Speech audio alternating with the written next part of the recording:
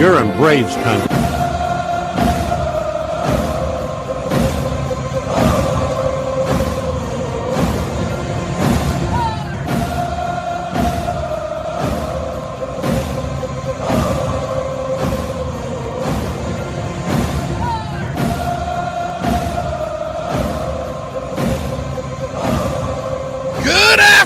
Braves country. Hope y'all had a Merry Christmas. Joining us today is Sergeant Teamus Wooten.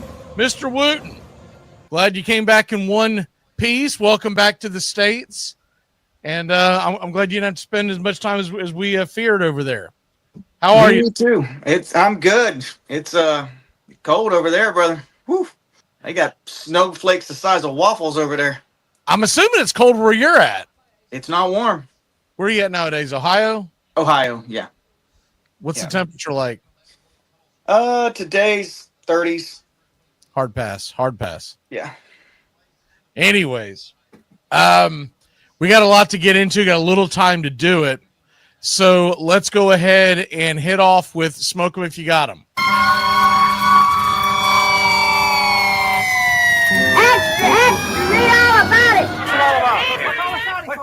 What's all the shouting?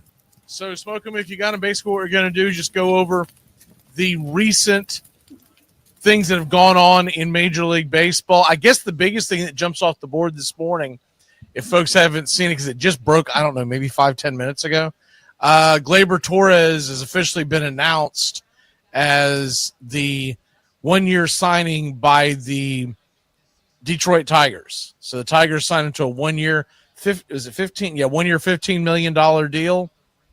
And so another infielder goes off the board.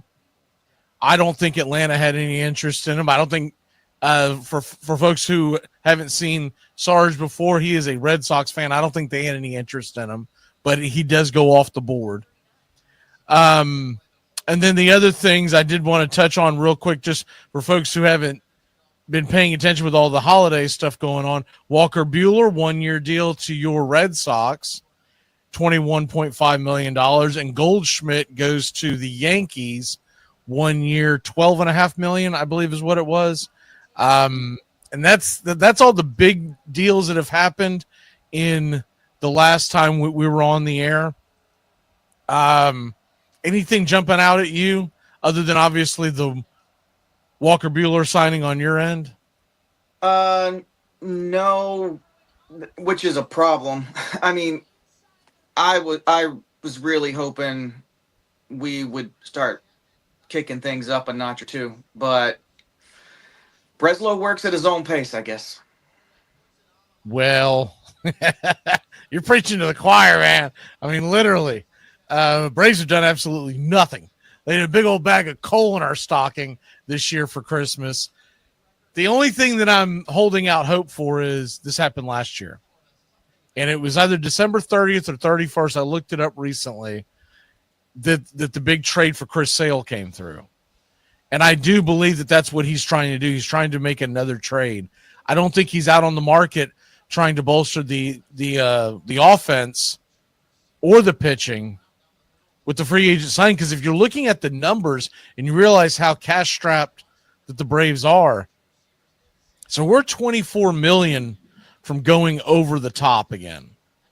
Okay, and if you go over the top where the salary tax hits, that's going to be the third year in the row for Atlanta, which means you are going to have to spit the bit and pay 1.5 for every dollar. So in other words, if you spend $1 million, you're actually being charged 15 or 1.5 million.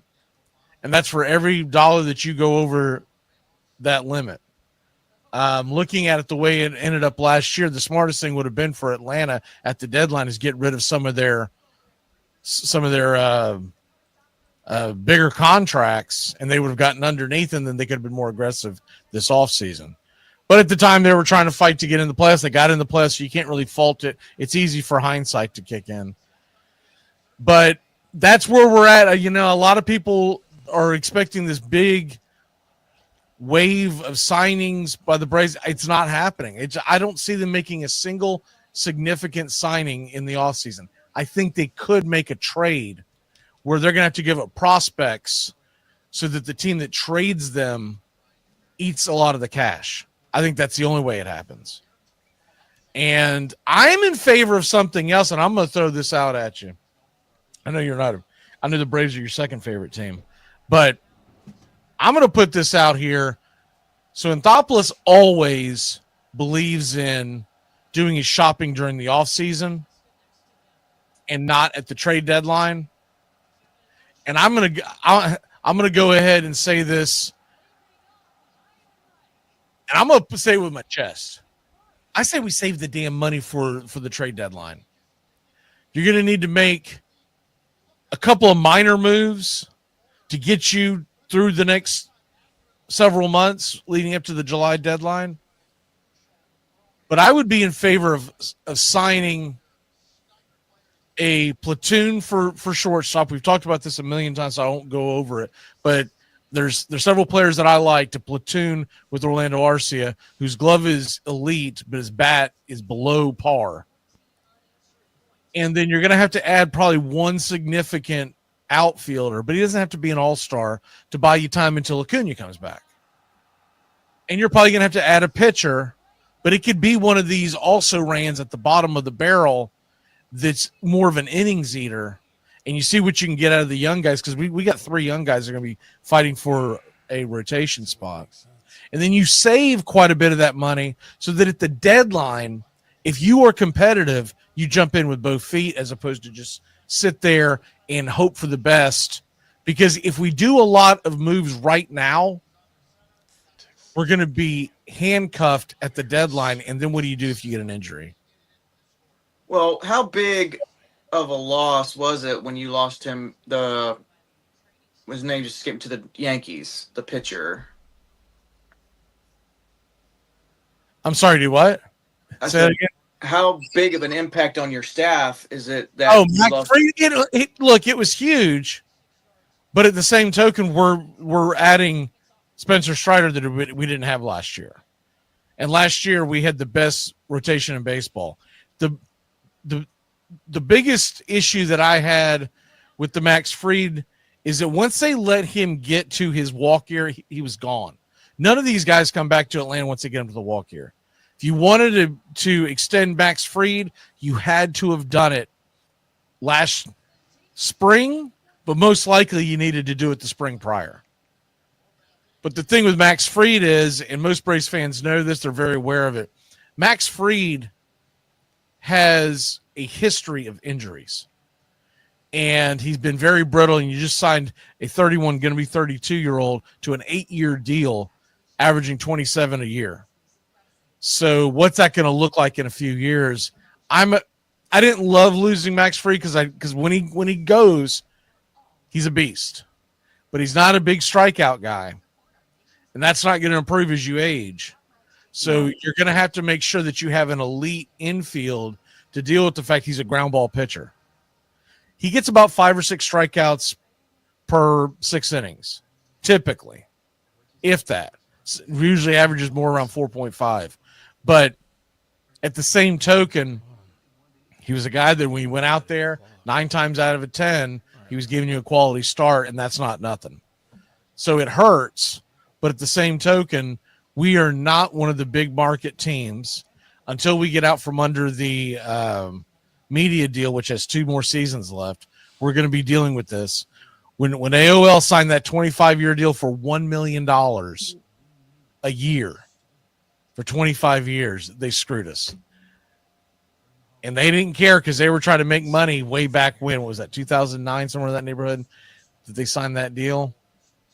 Or maybe a tad past that. But anyways, the point being, though they've always been up in the top 5-ish of payrolls, they've been doing it and getting that money a lot of different ways. The biggest thing about that tax is that you also lose your first-round draft pick. And a team like Atlanta really can't. They can survive because they're going to get a draft pick back from the Yankees, right? But you don't love the idea of losing the first-round draft pick. So well, that's my biggest. The reason I brought Fried up is because we're going to be facing him 12, 13 times, probably, and if we're lucky and make the playoffs more, what are we up against now? I mean, you're up against a guy who's a lefty, ground ball pitcher, but he does have strikeout ability. He's a guy that hell I've had him in my dynasty fantasy league for several years, so I've paid attention to all of his starts quite a bit, the numbers, because it affects me, right? And first of all, he's going to be a clubhouse leader. I'll say that much. I think the Yankees made a very good choice. And honestly, I was going to bring this up later, but we'll go ahead and hit it up now. I'm going to make the assertion that the New York Yankees are better right now because they did not sign Juan Soto. Yeah. Because if they had signed Juan Soto, they're not bringing in Fried. They're not bringing in Goldschmidt. They're probably not bringing in Devin Williams for that matter. And that's a pretty good addition compared to what they've had. Well, you and I talked about this offline a couple of times. I am so against these $500 million contracts, especially when you're talking 10, 12 years or whatever it turned out to be, because every contract we've seen like that, I mean, we're taking Ohtani out because that just started, but all the other, Pujols and all this, they pay for the last 4 years, seasons, they're dead weight. And so to clean that up, it's 15 years at $51 million a year. And from my understanding, there's no deferred money. Right. But there's like 3 players you could get for that instead of 1. I mean, is he good? No, yes. Look, I get that entire argument. I do. I've never been in favor of it, but then again, I'm not pulling for a team that's in a large market. So they can kind of absorb that.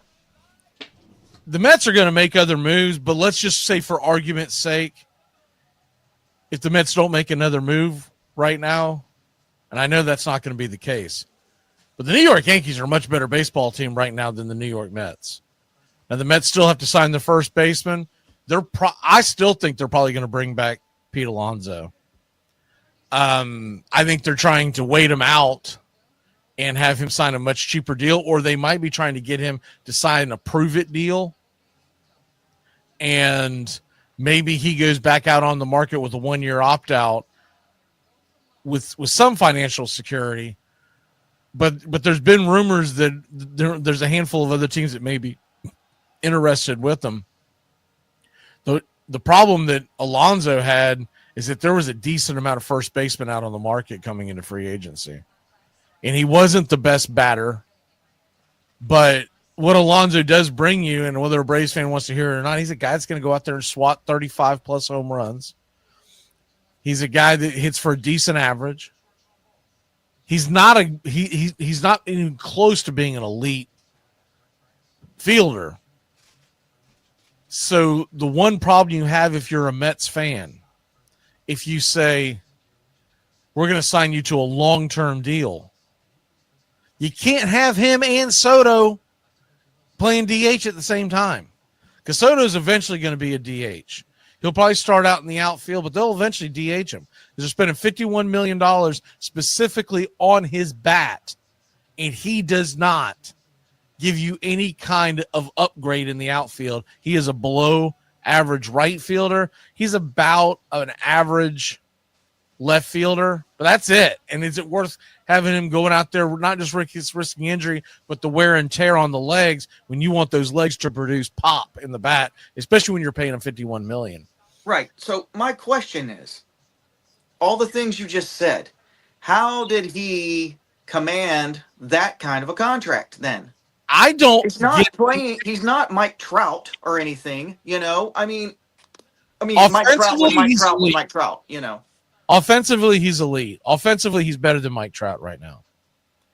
But then again, Mike Trout's gotten older, so that's got a lot to do with it. Right. But offensively, he's elite. Okay. But the idea Soto's going to get older too.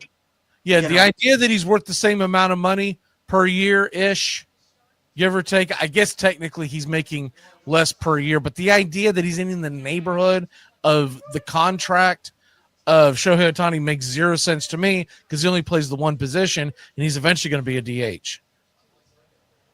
For a couple of years, you'll have him in the outfield somewhere. But eventually, just the Mets thumbing their nose at the Yankees. I mean, it had a little to do with that. But from my understanding, the Yankees offered a pretty comparable contract. They offered him 16. So what the Mets gave him 15,765. The Yankees gave him 16. It was right around the 750 number. It was like the overall value wasn't much less, but there was one more year added on. So the AAV had dropped a little bit. But all in all, look, I do not think it was a great signing long term.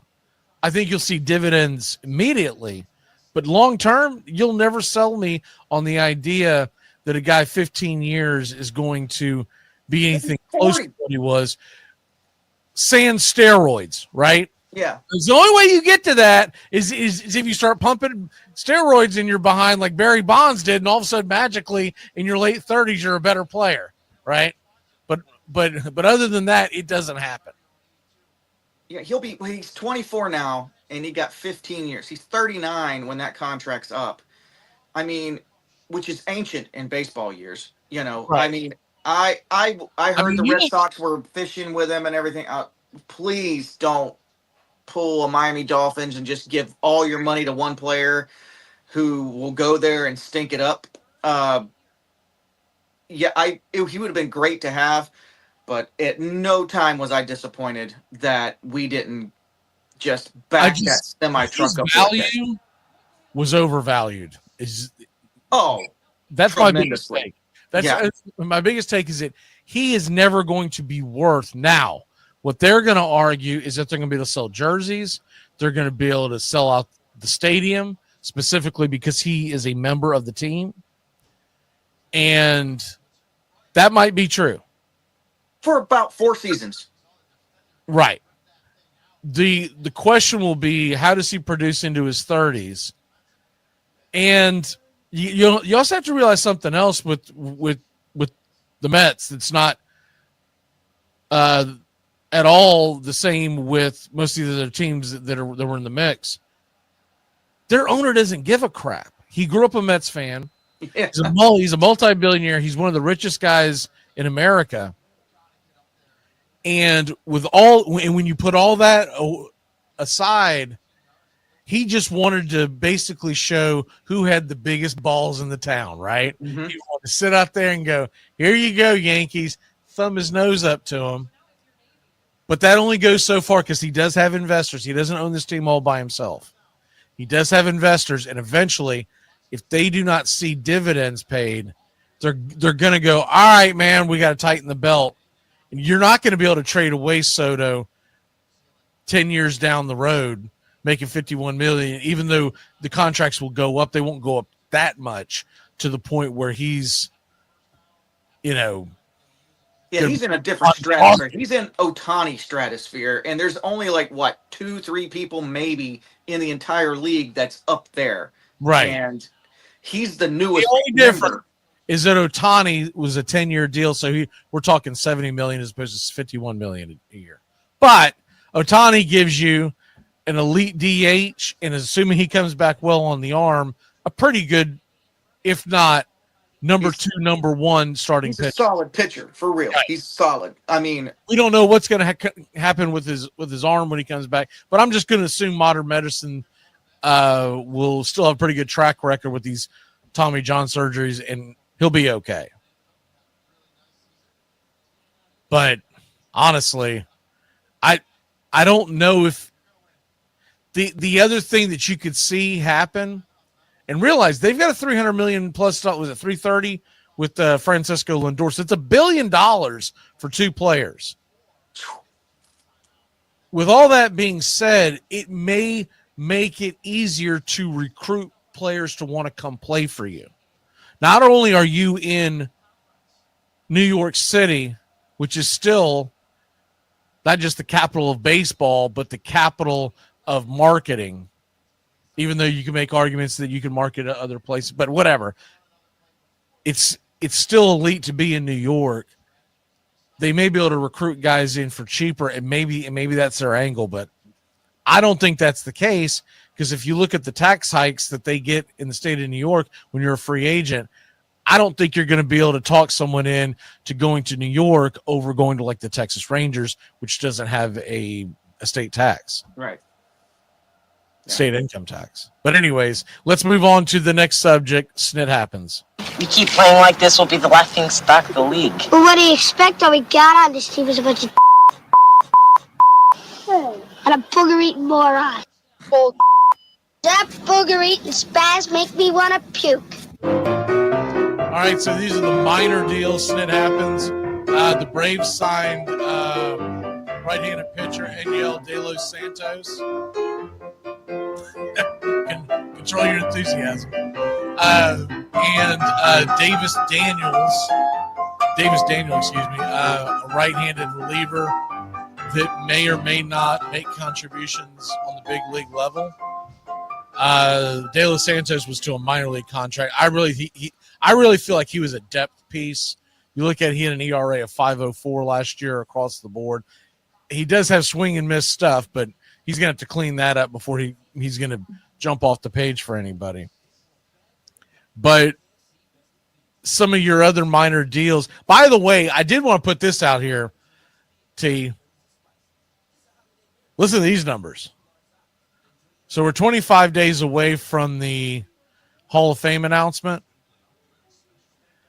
And I would think Ichiro gets very close to 100%, but I don't think, just knowing how they think, I don't think he gets in. Well, it's whoever says no to that guy should not get a vote. Well, remember, the same organization has not, they've only done one player ever at 100%, which was Mariano. Or I don't know why he was the one that everyone said, yeah, you got to put him in. But they didn't, with Griffey Jr. didn't They get in didn't 100%. do it. Babe Ruth, Ted Williams, none of them got 100%. So the idea, I'm sorry, but if I would have gotten whiff of the fact that everyone was going to vote for him, I'd be like, I have to be the guy who doesn't vote for him, because you can't give 100% to all these other jackasses, take 100% away to put him in at 100%. So I don't even understand the philosophy behind it. There was a real elitism that came from these jackasses from the Baseball Writers Association of America. Yeah. They're the gatekeeper. It's the reason why we started our own Hall of Fame here about a month ago. And we put guys in we think that'll be in. If you ever want to watch those videos, they're up, and we've got more coming. The one caveat to our Hall of Fame is you cannot currently be in the Hall of Fame when we put you in.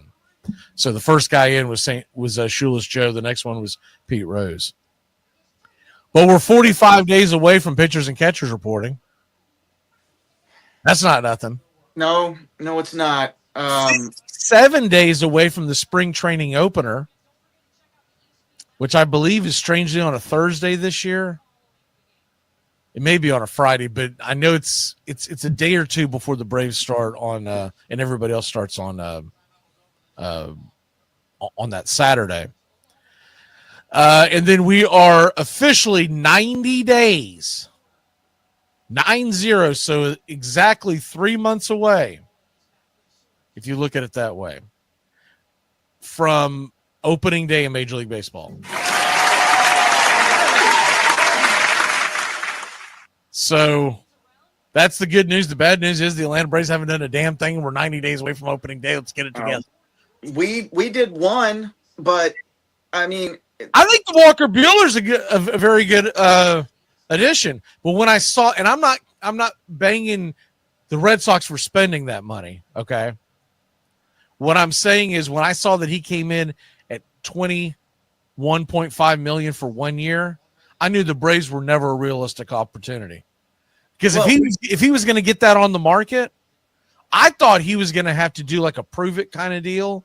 Because coming off the injuries and stuff, I thought he was going to be closer to $15 million, where it may be like a 3-year deal, 3 years, 45, and a 1-year opt out, so they can go back on the market and prove it.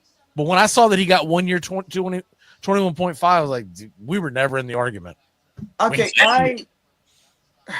I was maybe not nearly excited as I should have been for the Buehler trade, because his numbers until the World Series were terrible.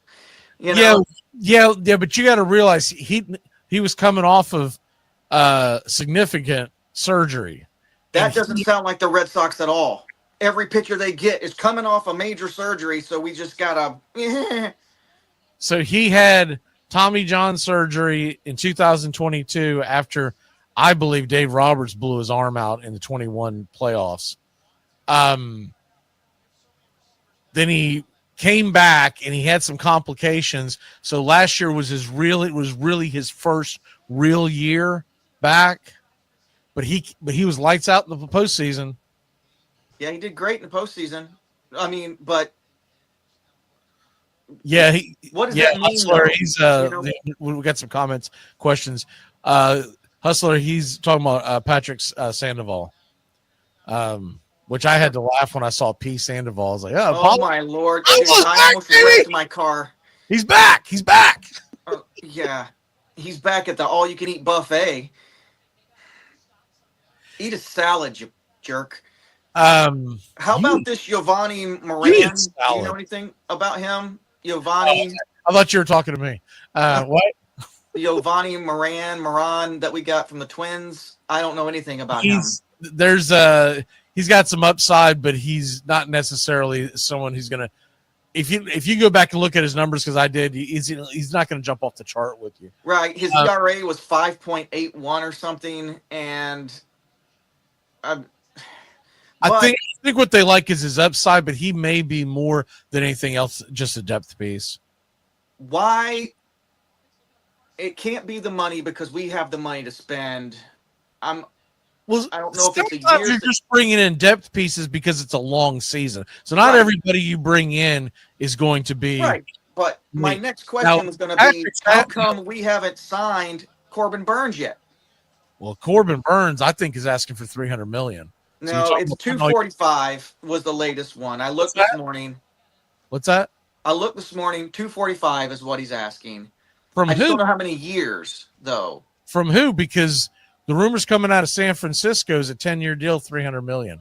Oh, we're not doing that. Please, God, don't do that. Not for a pitcher. You're going to pay at least. I can tell you this much: you're going to pay more than the Yankees paid for Max Fried, because Corbin Burns is younger and he's going to want at least a deal. And if he doesn't, then he's going to sign one for a high AAV with an opt-out. So in other words, like a 3-year, $120 million deal with opt-outs after years 1 and 2. So that if he wants to go back on the market, he can. But Corbin Burns, before this ever started, Corbin Burns was looked at as the top pitching free agent. And he is not signed. I think a lot of it screwed up when the Dodgers went out and got Blake Snell off the jump. So Snell goes out there and gets, was it 182? And then Fried gets a much longer deal and gets 218. Fried, if you're ranking those three pitchers, Max Fried, Corbin Burns, and Blake Snell, Max Fried is number 3 on that list. Hooray. And it's not particularly close because he doesn't have the strikeout stuff. Blake Snell, his biggest pushback that people have with him is he doesn't go very deep into games. I don't think the Dodgers care. I think they're looking at it as you do what you can. Come the postseason, you give us 5 shutout innings. We don't give a damn because we'll build the rest. Yeah. So Corbin Burns is going to want a long-term deal for well north of what Max Fried is averaging out, 27.5 a year. Corbin Burns is easily going to ask for 30 a year. Well, now, if he gets a 10-year deal, that's going to put you right at 300. If someone says, no, we don't want to give you a 3-year deal, we want to give you an 8-year deal, then he might settle for 250. Well, I mean, we've done 30 a year for a pitcher. We price, sale, uh, Us so saying Burns wants 40 million for 10 years. He's not getting 40, but mm, I, nah. I think he'll probably get over 30 and probably closer to 35. I think if we can get him or I don't know if there's really any other him out there right now because everybody else has already signed that's in his, you know, talent level. We do need another starter though, and like a an elite starter. Because yeah, I mean, we got Crochet, which is fantastic. I'm thrilled to death. It's just not enough. It's just not enough. The Yankees got better. Tampa manufactures pitchers. I don't know what the Orioles are doing really. It doesn't seem like they're but I think they're relying on their youth and they're planning on locking these guys up. So I think that's why they're not really in on any of these big free agents that people. Well, that's kind of the Orioles way, and that's fine. I mean, it seems to be working. If you look at that core that the Orioles have, I think they're more concerned with locking up all these guys that they have that are elite prospects because they were so bad for a handful of years. They've got these elite prospects that are now major league ready. And I think they're probably looking to do what the Braves did and lock up some of them. But they're not really in on the Corbin Burns. They were never in on Snell or Fried. The only reason why they're even being linked to Burns is because he got traded to him last year.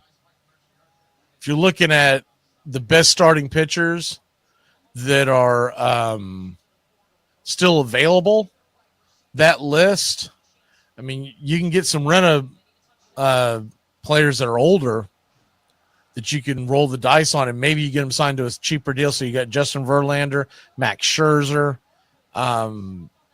Patrick Corbin. Man, no way in hell do I want to. I don't want to try whatever. I know his last 6 starts were phenomenal, but what about the 4.5 years before that? No, thank you.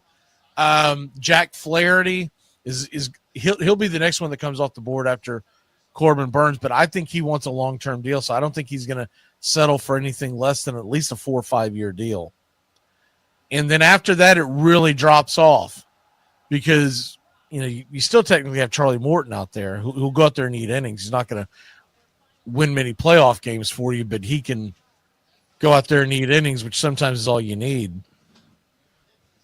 But after realistically, Corbin Burns and Jack Flaherty are the last 2 that are on the list that you consider guys that are horses that you can put out there and rely on, but they're probably going to want high AAV. I mean, I'm willing to take a swing at a Nick Pivetta. I'm willing to take a swing at a Trevor Williams. I'm willing to take a shot at like a John Means. Someone's going to go out there that is going to pitch you a good game, and then you worry about spending the money at the trade deadline. Because there's going to be teams that fall apart. So yeah, there's going to be injuries. There's always going to be a spot for a pitcher. One of my favorite one to take a shot at, and I think you could get him very reasonable, is Spencer Turnbull. Spencer Turnbull was very good when the Phillies put him in the rotation, but they had so many injuries to their bullpen, they kept putting him back in the bullpen. And I think he would jump at a chance to a 1-year prove-it deal if he knows he's going to be in the rotation. The Braves had great success with that with Ronaldo Lopez. But I still believe what the Braves are really going to be looking for is trade. So let's go ahead and hit the trade rumors as we start to wind this show down. That's the rumor. You retired too? Not me. I'm in my prime. All right, so that's the rumor. I think one of the most interesting ones, T, is that your Red Sox are still being rumored, but it looks like it's died. But there's some ember still burning, I'll put it that way, on this fire, is Luis Castillo. But what killed the deal and essentially had the Red Sox pivot to Walker Buehler is that they wanted Tristan Casas from the Red Sox, and the Red Sox weren't willing to deal. And I'll tell you something else. I went to look at his damn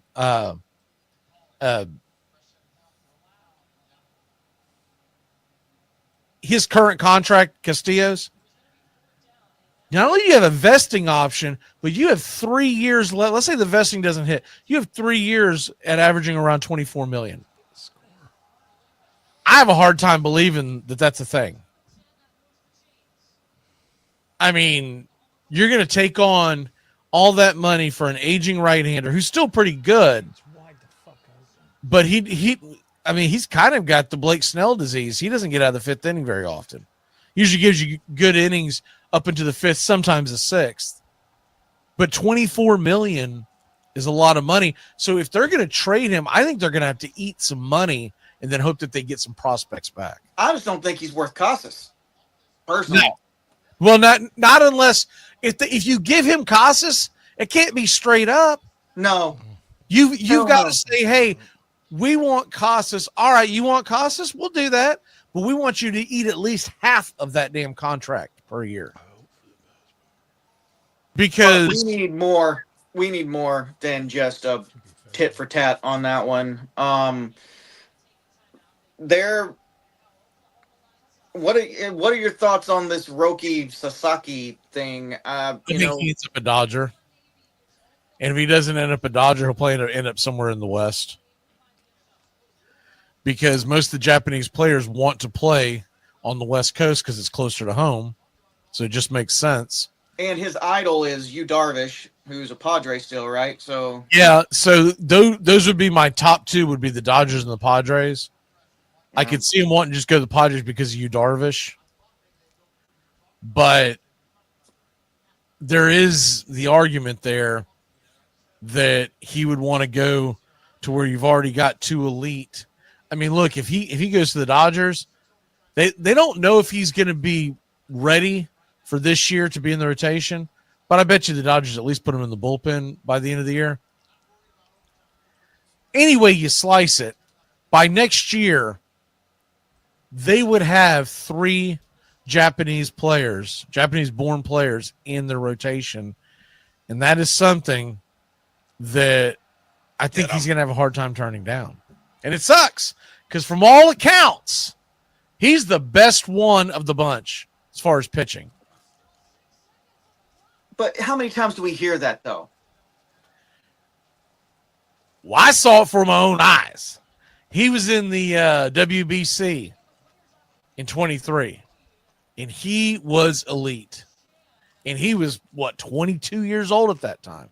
Now, this is all assuming health, and I get that, but Roki Sasaki, I believe, has the best arm that has hit the United States ever. The problem is it's not a true bidding war. So you don't go when these players are posted, you are limited by how much money you can offer. And so I want to say the top that you can offer is right around the $5.8 million. And the Dodgers already moved some things around so they could give him the most.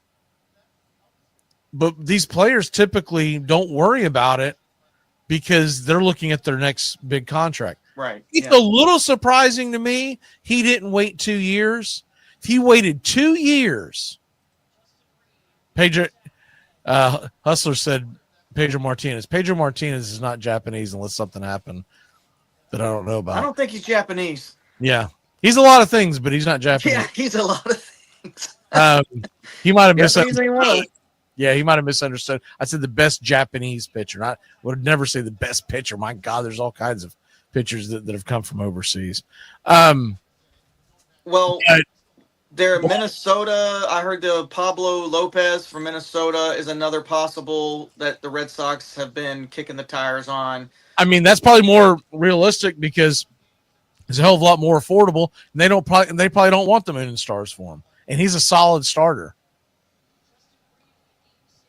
I don't know anything about him. I watch the AL East. I should watch more. I certainly don't watch West Coast baseball.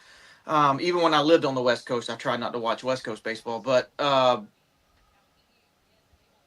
yeah, I don't. I mean, that whole division is a Minnesota's West Coast. No, I'm saying I don't watch the Central, but I certainly don't watch West Coast. Was my point. I was like, buddy, I'm pretty sure Minnesota sits right very close to you, where you're at right now. Closer to the West Coast, yeah, it does. Minnesota's not on the West Coast. What the hell are you talking about? I said closer than the West Coast. Ish. Minnesota. Hey, look, if you're in Big Ten country, you're all Midwest. Oh my God. Evidently, you missed that joke. It's fine though. I guess. I guess it did. But anyway, can't all be pearls, man. Nah, that's all right. Work on your shtick during the week, because when you got the main room, we want you firing on all pistons. That's a fair point. Yeah. Where was I at with the rumors? Oh, the big thing before we have to jump off here. Bregman is the next big fish that has to be signed. I still got this feeling that the Yankees might go deep on that. He keeps being rumored to the Mets, but it makes no sense for him to go to the Mets, because the Mets have Vientos. Why do you want to take on another large contract? Vientos is pretty damn good. And so here's an interesting thing that was reported. Supposedly, the Yankees in multiple deals have offered Marcus Stroman to people, which would lighten their rotation a little bit, but it frees up a ton of money. So, well, I heard from the Sox point of view that they were kicking the tires on Bregman, and they're okay. We trade Casas for pitching, and then move Rafi to first and Bregman at third, and everybody's like, well, the thing that I've actually heard is Bregman goes to second base. He said he's willing. Yes. And let's be honest. I mean, Trevor Story's going to play his 13 games. And that. Now, what I'm laughing about is Hustler saying Braves can sign Bregman and put him in left field. We can't afford Jack Tidley. We're not getting the number one third baseman on the market. I wouldn't hate it. I mean, if we get rid of Casas, and I don't want to do that, but if we do, we need to get a haul for him because he's very good. And if, Rafi's not going to play first any worse than he plays third, I mean, the Braves have as much chance of signing Bregman as we did signing Ohtani. There's no shot in hell that we get Bregman. I love Bregman. I would love to see him play. But first of all, where the hell do you put him? Because you can't just put anybody in the outfield just because you want to. Well, the Red Sox beg to differ. In theory, you could put Riley back into the outfield and Bregman at third, which is what you'd probably do. But it's a non-starter because they're not going to spend that kind of money. What's he going to do? Defer 29 of the 30 million a year that you're going to pay him until long after I'm dead? Yeah. Which I'm here for it. Go ahead and do it, buddy. Go ahead and do it. Man. And how old is Bregman now? Late 20s. I don't have it in front of me, but okay, so he's not 30 yet. I don't believe so. Okay. Let me look it up real quick. He'll pop up here on the screen. No, never mind. He just turned 30. Okay. Just turned 30. So, but he's looking for a 6-7 year deal. There's just not much of a chance. When you talk about a third baseman that the Braves could bring in, man, we're more in the conversation of Jace Peterson than we are Alex Bregman. I hear Pablo Sandoval's available. Yeah. So is Patrick Wisdom. Exactly. He's ex-Cub. But the Braves, the shortstops real quick, I'll go over them. The ones that I like to sign a 1 year prove it deal kind of thing, get him back out on the market. Give me Paul DeYoung all day long. I just think that he is what the Braves need. He's a guy that can hit right-handed pitching, solid shortstop. Ahmed Rosario would be ideal, but I don't think he wants to go to a platoon situation, so your hands are tied on that. Jose Iglesias would be another interesting ad. Hard pass on Tim Anderson. Hard pass on, well, I'll say hard pass on Kike Hernandez. He's going to give us a hard pass. He's going to sign a Bobo deal to go back to somewhere to where he can eventually get traded back to the Dodgers. And then, see, Brandon Crawford retired. Adrianza retired, if you missed that. He retired, I think it was yesterday or the day before. And so then all you really have left out there on the market is Aledmus Diaz or Nick Ahmed. None of those are jumping off the It sounds like you're just making noises at this point. Right. I have no idea who these people are. Paul DeYoung, to me, would be the solid choice. He's a proven hitter. He hits right-handers well. Arcia is terrible against right-hand pitching. That's been the one I've had circled for 2 years now. I wanted him at the trade deadline last year, and they ended up trading him to Kansas City. He fits perfectly. Because you're not going to get an elite shortstop if that's what people keep thinking. We have to be realistic about this. Anyways, we're just about out of time. What is your walk-off, sir? Walk-off is make the moves, Sox. It's time. We've not made moves for 5 years now. Make the moves. Go get us another pitcher, a good pitcher, and let's be competitive this year. No more 86 wins per season. Screw that. We're the Red Sox, for crying out loud. I just want the Braves to do something. That's my walk-off. You know that meme where he's poking the guy stick? Do something. Good God Almighty. I want something to be done by the time I see y'all next time. The next time I see y'all will probably be either next Friday or sometime in 2025. I don't think we're planning on doing a show till at least Friday at the earliest. So Happy New Year to everybody. If you want to have some really entertaining comments that you want to read, I'm going to give you a gift, y'all. Go to X. Go to the Braves account. Yesterday afternoon, they put a post out there wishing everybody a happy Kwanzaa. All I can tell you is you want to go in and read all the different arguments back and forth. It is worth 15 minutes of eating popcorn and just watching them both trying to destroy each other. And they're all talking in a circle, but it's funny as hell. I might screenshot some of them and send them to you, T. All right, we will see y'all next time. Go Braves. Man, do something. This is getting gosh darn ridiculous.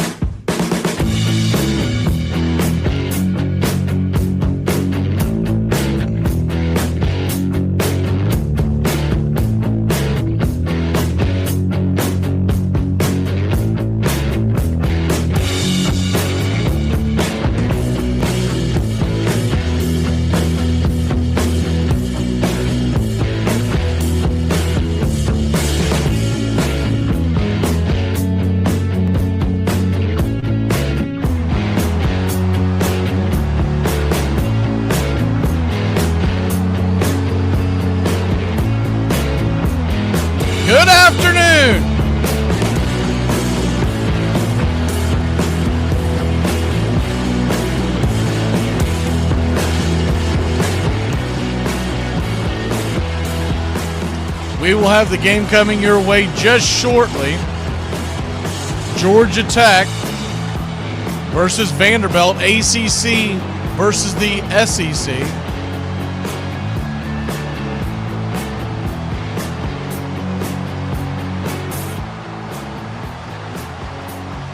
And if you're wondering about the betting odds, we'll go over that real quick, let you in on that. If you missed it, by the way, Navy beat Oklahoma 21-20, so they hit the under, but they got the win. It was a pick 'em at kickoff, that Navy game. Originally, it was about a 2.5-point spread. Oklahoma was the favorite.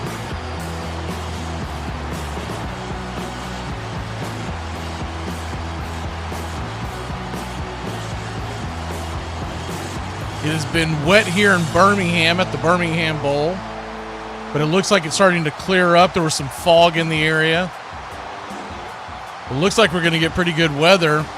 It is in the 30s. It's expected to get down into the low 30s by the end of the game. Diego Pavia, if you missed it, he won his case with the NCAA, getting another year of eligibility, so he'll be back for Vanderbilt. He's in the game today. Haynes King, the quarterback for Georgia Tech, is in the game. Should be a pretty good matchup. Georgia Tech is missing a handful of transfers, folks that have jumped in the transfer portal, which will probably make a huge, huge difference.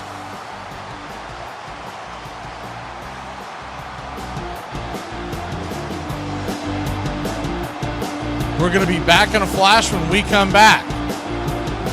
It's going to be Georgia Tech versus Vanderbilt, the Birmingham Bowl. Georgia Tech a 2.5-point favorite. The over-under is 48.5.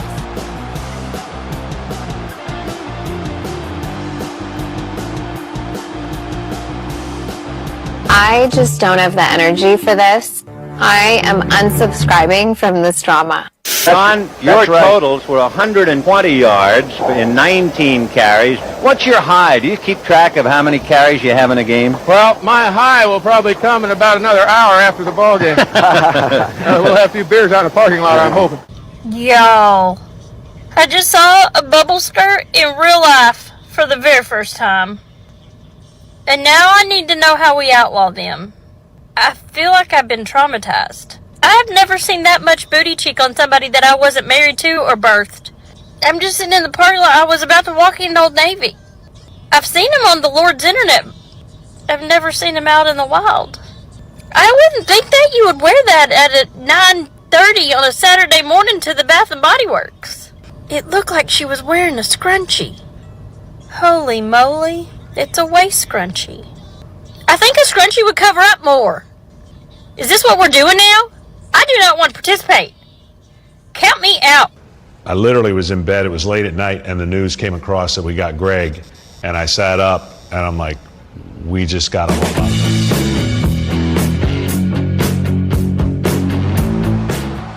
All right, we are just about set. Georgia Tech, gold pants, white helmets, white jerseys. Vanderbilt, black helmets, black jerseys, white pants. White helmets. A little surprised Vanderbilt didn't go with the black helmets, but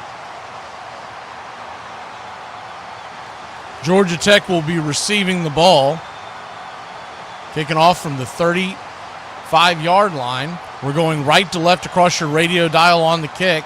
Vanderbilt set for the kickoff, and here it goes. High and deep, end over end, in and out of the end zone. And it'll be a touchback, and that's where Haynes King and the Georgia Tech Yellow Jackets will set up shop here to begin the game.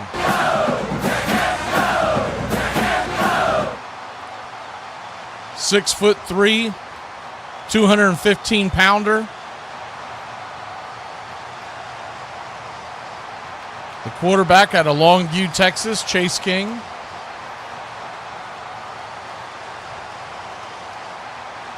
Pistol set. First and 10 from the 25-yard line.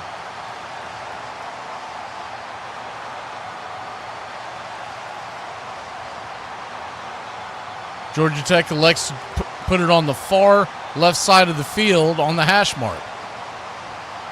Here's the snap. King draws back to pass. Fires fluttered as it's tipped in the air. Falls to the ground harmlessly. And it's going to be 2nd and 10. Good defensive attempt there. In the secondary by Vanderbilt.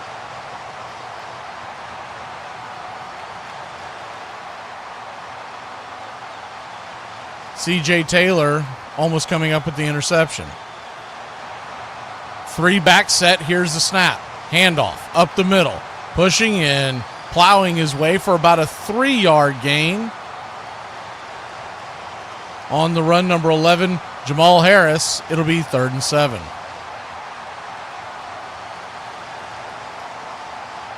Third and 7. Just beginning the game. It's 0-0 your score. 14:33 on the clock. They're calling it 3rd and 6. Shotgun formation. King drops back to pass. Looking, flushed out of the pocket, rolling to his right. Rolling, trying to get to the edge, but he will be sacked and dropped back to the original line of scrimmage at about the 25-yard line. And it'll be 4th down. Vanderbilt Commodores. The big stop to start the game. King was trying to get to the edge,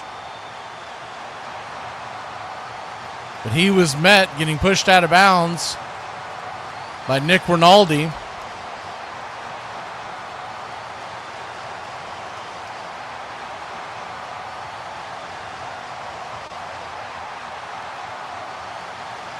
Setting to punt for the Yellow Jackets, Aaron Burr. Here's the kick, high and deep into Vanderbilt territory, out of bounds at about the 30-yard line. It'll be 1st and 10 Commodores, 13:32 on the clock.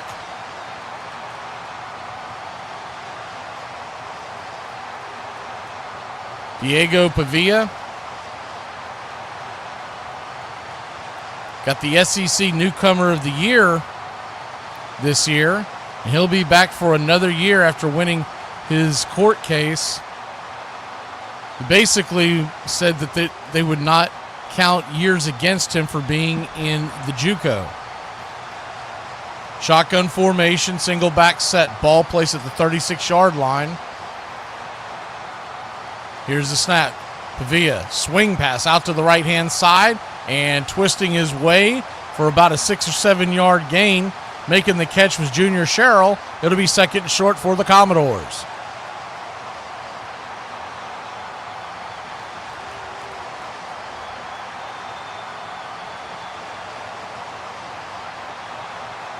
$13:10 on the clock.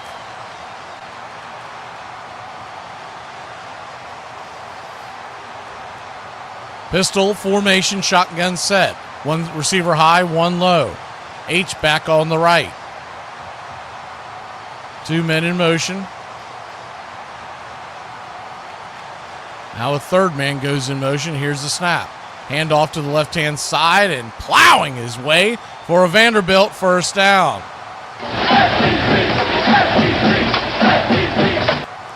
1st and 10. Commodores, 12:34 on the clock. Yes, Dev, Navy won. I don't know if you're asking or making a statement, but they did win 21-20 if you're just joining us.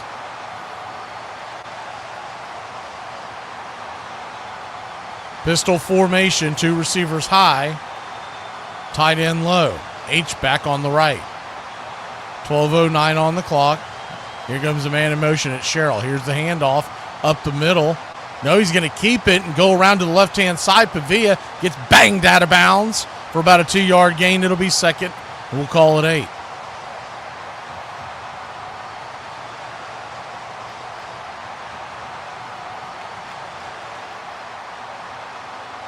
Second down, 8 to go. 11:49 on the clock. We're going right to left across your radio dial.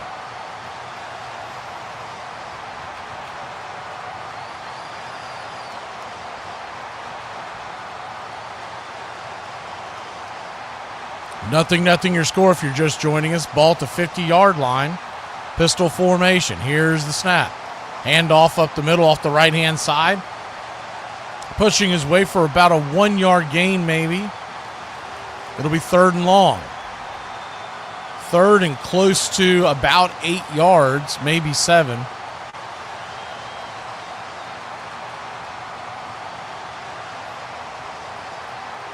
So 3rd and 7, 11:05 on the clock and counting.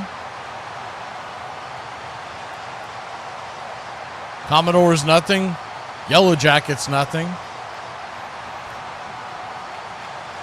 Here in the first quarter, an ACC-SEC battle. 3 receivers high, 1 low, single back set, shotgun formation.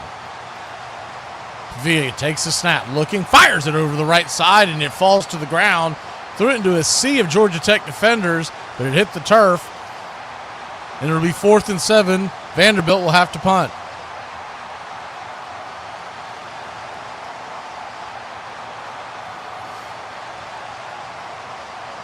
He had 3 receivers that were getting open in the same area, and he threw it to the feet of his intended target. But honestly, there were a couple of defenders that were much closer. Jesse Mirko, the punter, is getting set here. Here's the snap. Mirko, high, end over end kick. Down inside the 10-yard line, and did they get to it? They did not. A very valiant effort by Fiangi. He tried to keep it into the field of play, but just got there a hair too late.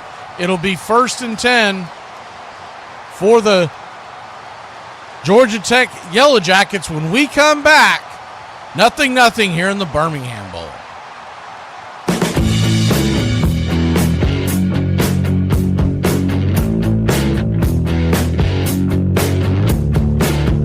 This is the career of Whitey Herzog. Doral Norman Elvert Herzog was given the nickname Whitey due to his light blonde hair. After spending time between the Senators, the Athletics, the Orioles, and the Tigers over his 8-year playing career, he decided to call it quits. His first stop after hanging up his cleats would be with the Athletics, where he worked as a scout and a coach. His first managerial job would be with the Texas Rangers, but it would be short-lived as he was fired that same year after the team went 47-91. He then moved on to the Angels, who hired him as their third base coach in 1974. His big break would come when he took over as the manager of the Kansas City Royals in 1975. He led the Royals to 3 straight American League West division titles from 1976 to 1978. The last stop on his managerial tour would be with the Cardinals, where he spent 11 seasons. He would lead them to a World Series win in 1982 and 2 other appearances in 1985 and 1987. In total, he led 6 division winners, 3 pennant winners, and 1 World Series win. His extensive baseball background would lead him to becoming a general manager with both the Cardinals and the Angels. He is known for his style of play nicknamed Whitey Ball, which concentrates on pitching, speed, and defense to win games rather than home runs. He was inducted in the Baseball Hall of Fame by the Veterans Committee in 2010. To close it out, I will share a quote by Whitey himself. "Baseball has been good to me since I quit trying to play."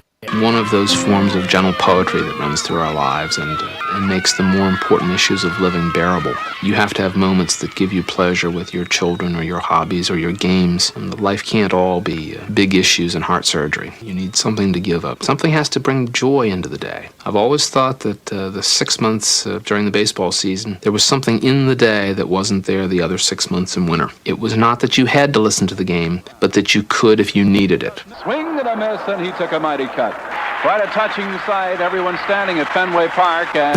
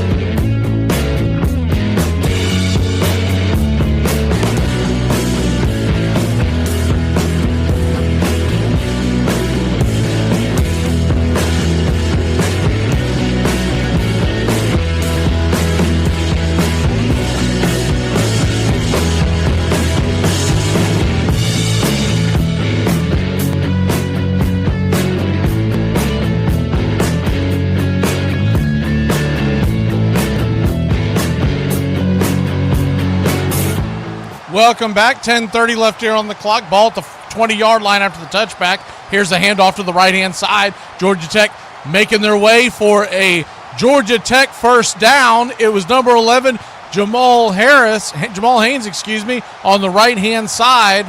Georgia Tech gets a quick first down.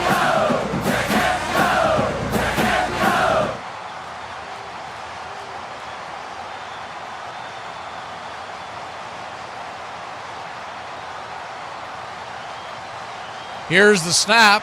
1st and 10. Hand off to the left-hand side. Haynes will make his way for a yard or so. It'll be 2nd and long.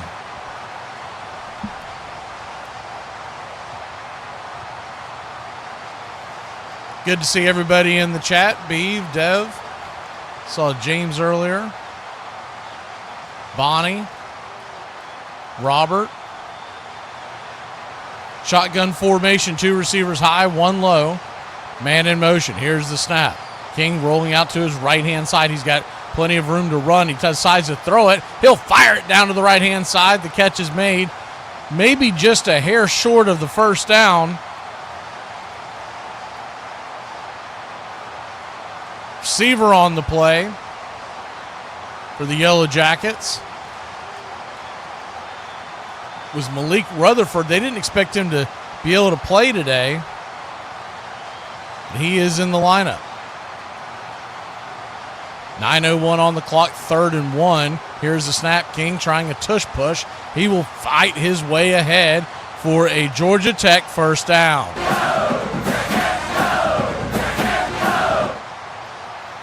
Nothing your score. Birmingham Bowl.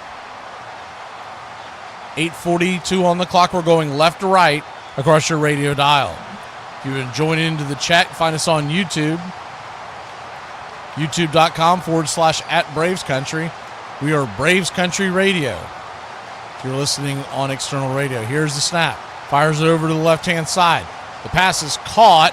Barely gets back to the line of scrimmage. That'll be Zion Taylor. The gain of maybe 1. It'll be 2nd and about 9.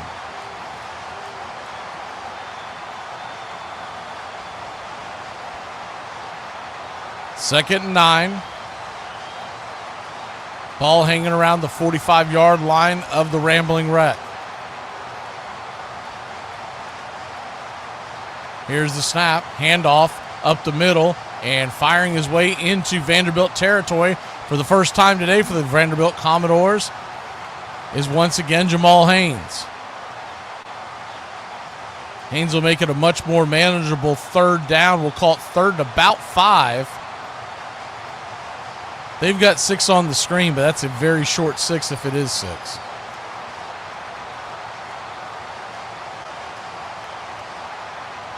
So 7:20 on the clock. 3 receivers high. Single back set. Here's the snap. King looking to pass. Fires it over the middle, and the ball is in and out of the hands of his tended receiver. Looks like it was Rutherford once again. It'll be 4th and 6. Georgia Tech will have to punt. 7:14 on the clock. He had his man open. The throw was a little low. Rutherford went down to get it, but just could not come up with it.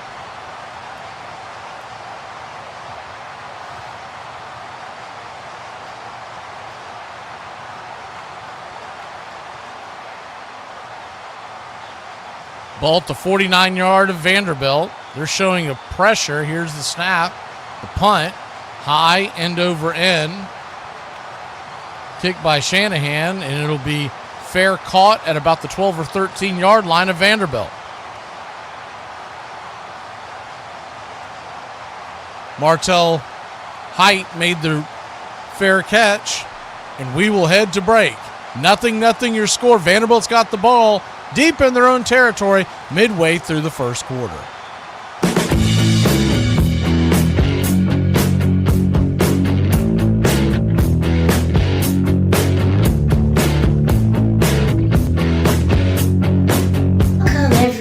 You say I'm tired, there's always a parent nearby that's going to say if you don't have children, you don't know what tired it is. But have you guys considered how exhausting it is listening to you complain about your children all the time?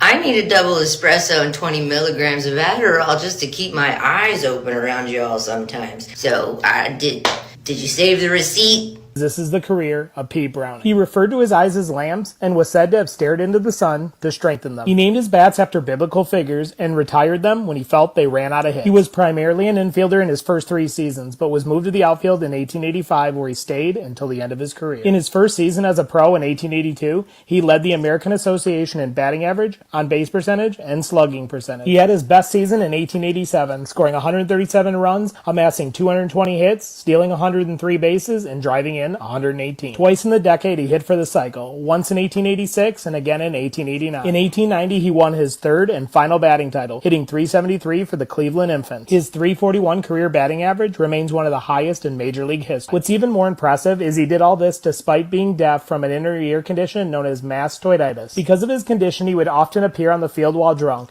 and was even suspended for the final 2 months of the 1889 season for drunkenness. Some say he was the inspiration behind the popular Louisville Slugger line of bats. Even with everything I've told you, he still isn't in the Baseball Hall of Fame. What do you think? Should he be? I think what baseball is a game that allows people who watch it to think about nothing else. It allows us to feel connected to a place. On April 20th, 1912, 2 months before the cornerstone was laid for Ebbets Field, Fenway Park opened its doors for the first time. The Red Sox beat the New York Highlanders that afternoon 7-6 in 11 innings, beginning one of the most intense rivalries in baseball.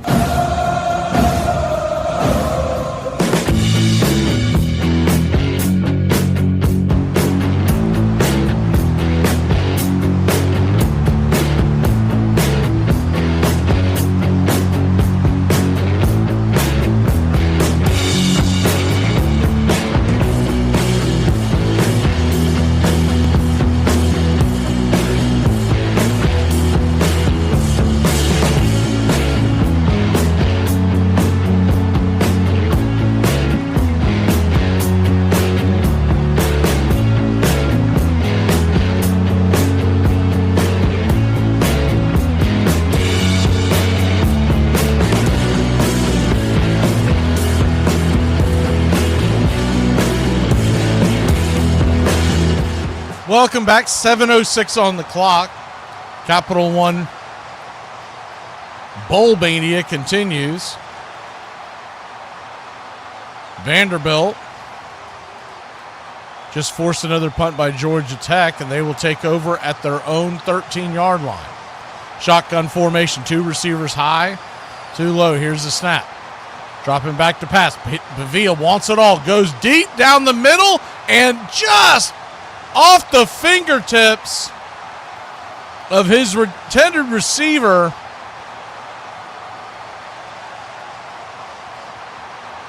He almost had pay dirt on that play.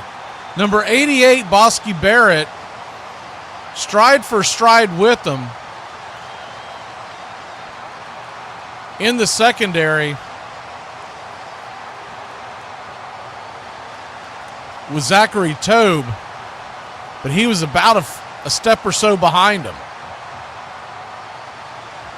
Almost an 87-yard touchdown for the Commodores. 2nd and 10, shotgun formation, pistol set. Here's the handoff, and he'll fake the handoff and keep it. Pavia will dive ahead for about a 3, maybe 4-yard gain. It'll be 3rd down. Gutsy call by Vanderbilt to try to want it all there. He hits him in stride. Like I said, he probably walks into the end zone.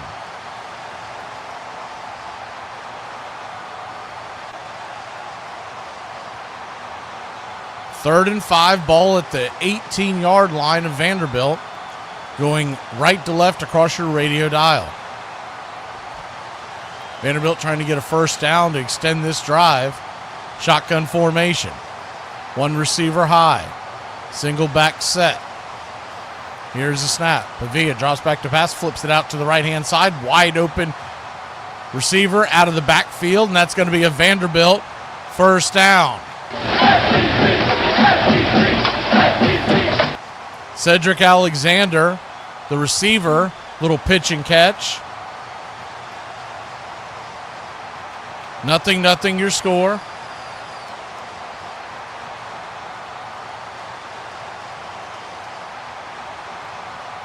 Vanderbilt in the white helmets, white pants, black jerseys, gold stripe down the middle, the gold V on the outer edge on the helmet.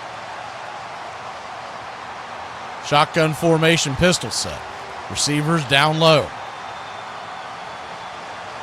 Here's the snap. Play action pass. Pavia looking to his left, and he's going to get flushed out of the pocket. Take off and run. And he is going to find his way for a Vanderbilt first down up near midfield.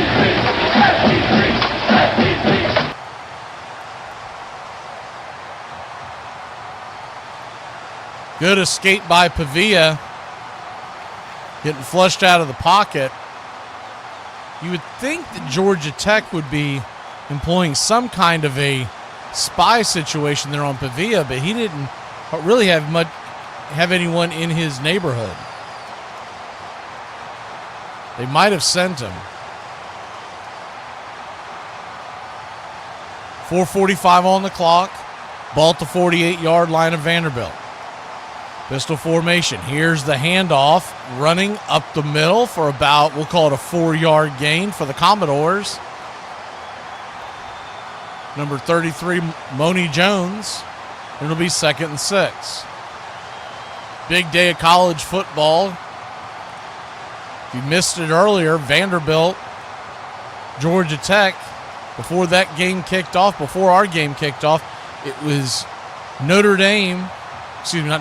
Navy upsetting Oklahoma by 1 point, 21-20. Oklahoma decided to go for 2-point conversion with 6 seconds on the clock and did not get it. Shotgun formation, pistol set by the Commodores. Receiver goes in motion. Here's the snap. Fires down the right-hand side. Looking for his man. The ball is caught, and it'll be a Vanderbilt first down inside the red zone.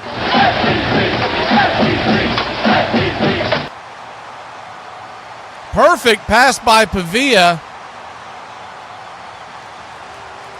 Loic Fiongi had his man beat on the play. That was Zachary Tobe once again, the sophomore. Going down the right side of the field, and they get the first down. They're going to mark it at the 8-yard line. Pistol formation, one receiver high, the rest low. Receiver go in motion. Here's the snap. Handoff up the middle. Plowing ahead for about a 2-yard gain. It'll be 2nd and goal from about the 6.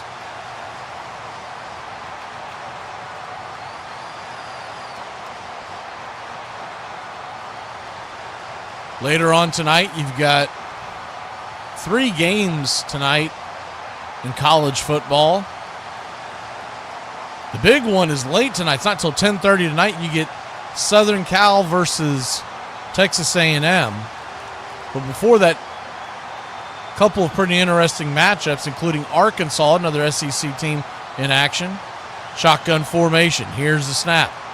Fake the handoff, and he'll do a jump pass, almost Tebow-like, into the end zone, and it is caught, and it's a Vanderbilt touchdown.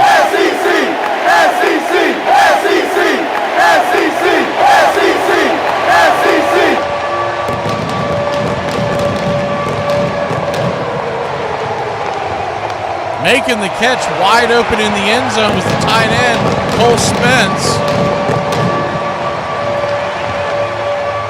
I don't know if Pavia really needed to jump, but he did. He completed the pass for the touchdown. 6-0 your score. Here's the snap. The kick is up. The kick is good, and Brock Taylor makes it 7-0 Vanderbilt. We'll be back in a flash. 2:26 on the clock. The Commodores strike first here in the Birmingham Bowl.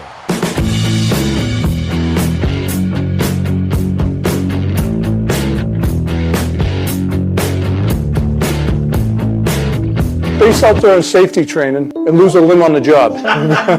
Be a man. Hey, I might be late to pick you guys up. Why, do you have a job interview today, Daddy? No, honey, I'll probably just be way too drunk. That's good. We don't want you drinking and driving. Oh, I'll be driving. I'll just be too faced to remember to pick you guys up. The last conversation I ever had with my dad, the night before he died, if you knew what my dad was like, he wasn't, I love you and I'm sorry. He was a doer, not a talker. And he told me that he went through the same thing when he was a ball player. My dad was a really good baseball player. And this is how you get over this issue. You don't have a mental block. He said you have a temporary loss of confidence. And once the confidence comes back, this thing will dissipate. And so I started working on it in practice, just like he had told me. And I started getting my confidence back in practice. I actually switched him. I took on practice as a game. And so when game time came along, it was like, hey, I've already been through this. I was relaxing. And then when I got through that thing, I went on and I led the league in fielding at my position when I went to the American League. And I was in the top 5 fielding from then on in all second basemen. So it was about conversations with my dad that helped me get over this. And then oddly enough, after my dad died, about 3 years later, I was talking to my mom about this conversation with my dad. And my mom and dad have been together since the 5th grade. And my mom told me, she said, your dad never had a throwing problem in his life. He just said that because he knew how much I revered his strength and his wisdom. And if he could go through it, then it's not so bad that I'm going through it. And that's how I got my confidence back, by somebody that was selfless enough, like my dad, to tell me this when he never went through a throwing problem, but it helped me get over it. And thankfully,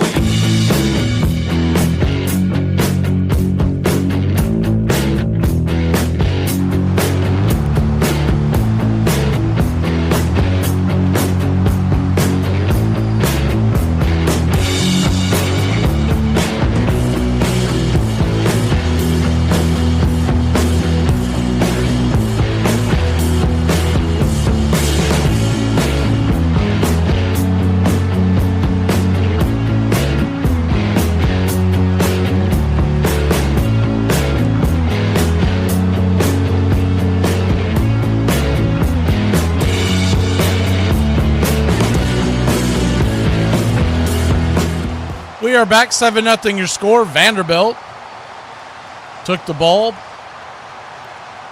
87 yards down the field, marched right down the throat of the Georgia Tech defense and have taken a 7-0 lead. Yellow Jackets will receive the kick, looking to get on the board in their own right. There's 2:26 on the clock.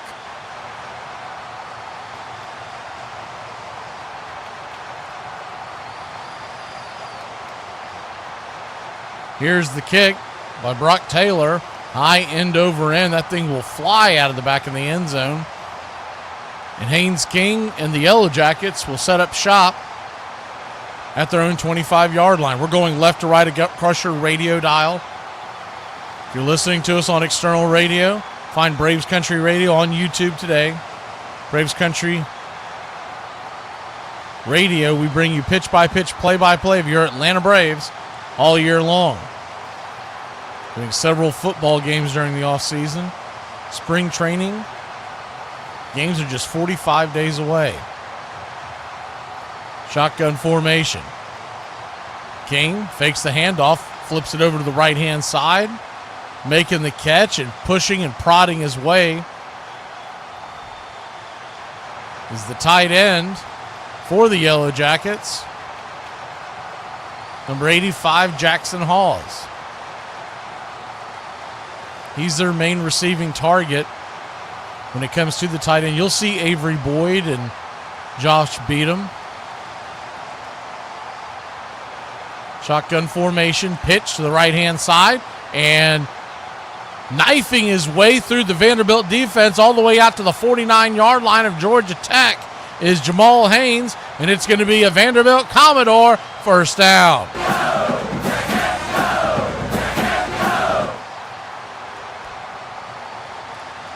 Good run by Haynes. Thought he might have a chance to break it a little further. He was tripped up in the end. Here's the handoff to Haynes. He will head his way right through the Vanderbilt defense. A gain of 11 and a Vanderbilt into Vanderbilt territory. Another Georgia Tech first down. Number 19 right for the Vanderbilt defense is on the field. sitting down on the field, the medical staff coming out to take a look at him, getting some boos from the crowd as they believe that Ricky Wright might be just trying to slow down the offense of Georgia Tech.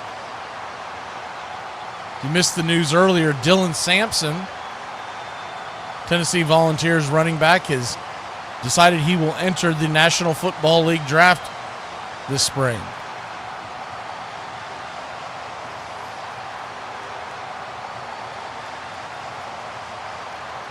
.127 on the clock.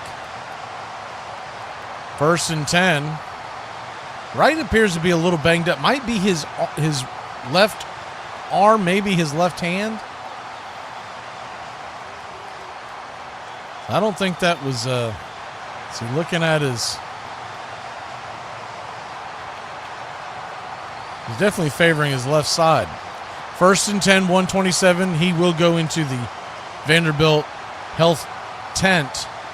They're on the sidelines. They'll take a look at him.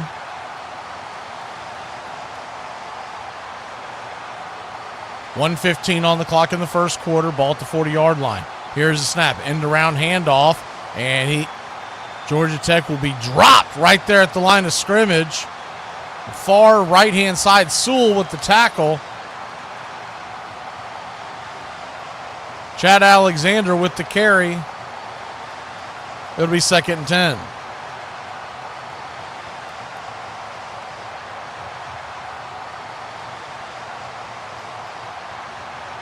Second and 9.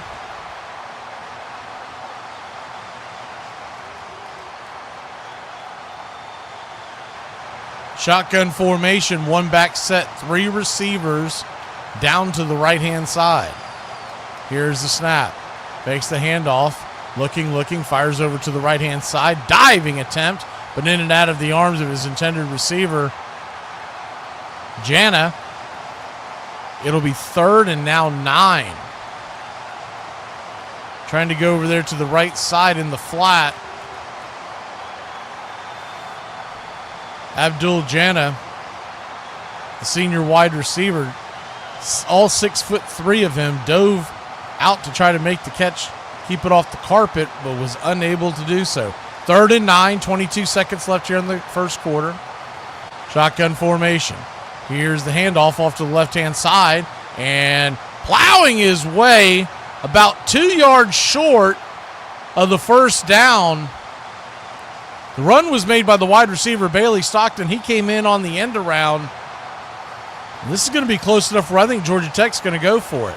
They're going to have time to think about it, though, because that is the end of the first quarter. Here in the 2024 Birmingham Bowl, we'll be back in a flash. Vandy leads Georgia Tech 7-0.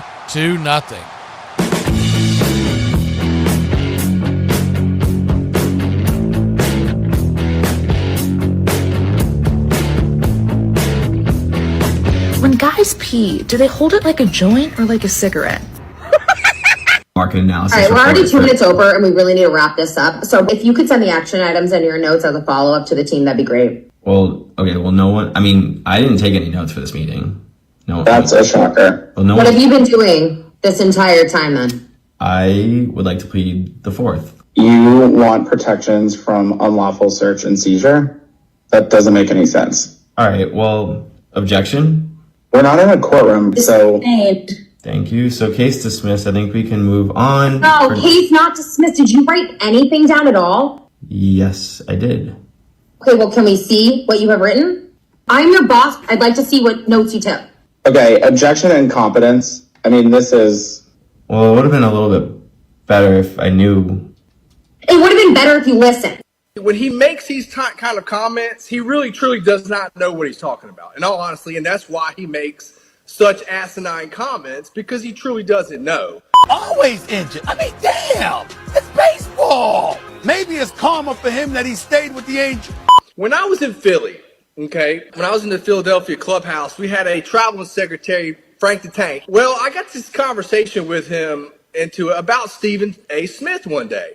I said, well, how come he never comes in the clubhouse anymore? And he says to me, oh, no, we had to kick him out of the clubhouse. I said, oh, really? I said, y'all kicked him out of the clubhouse. I said, well, why did y'all kick him out of the clubhouse? And he proceeds to tell me that he was doing all kind of shady shit, like going through the manager's office, and when he wasn't in there, going through the training room, pulling out reports and all kind of places he shouldn't have been. So I've always looked at this guy like a complete joke.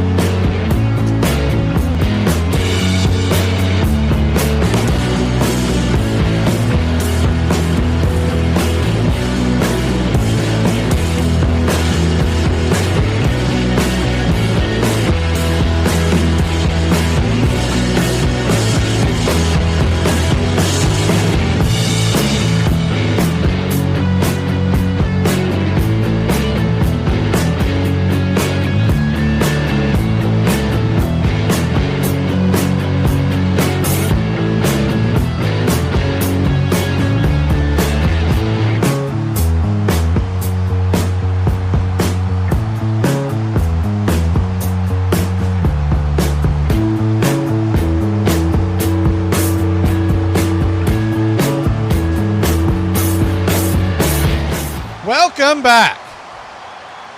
Ball to 32-yard line. It's 4th and 2. Georgia Tech's going to go for it. Here's the snap. Pitch out to the right-hand side. Diving ahead for a Georgia Tech first down. Just get the nose of the ball just past the line to gain. And it'll be first down Georgia Tech as they move the sticks. There's a pitch out to the right-hand side. The catch was made by Rutherford. They've went to him quite a bit already. Pistol formation. Shotgun set. Here's the snap. Handoff off to the left-hand side. Jamal Haynes goes down the left side. He'll get himself another Georgia Tech first down.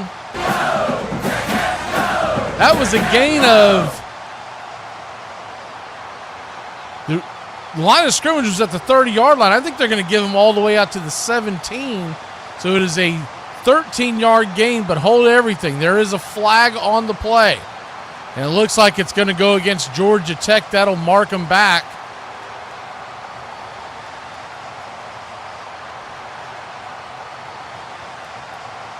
Looks like they're going to move him back about 5 yards for a procedural penalty. Looks like it was called on the tight ends. They were not lined up correctly. So 1st and 15. Shotgun formation. 2 receivers high. 1 low, 1 man in motion. Here's the snap. Flips it out to the right-hand side. The catch is made by Haynes. Haynes will scoot his way and spin, turn, dive all the way down to the Vanderbilt 22-yard line. Gain of about 13. It'll be 2nd down and about 2. Nifty play by Haynes. Very similar to the play that they used to get the first down on 4th down on this drive.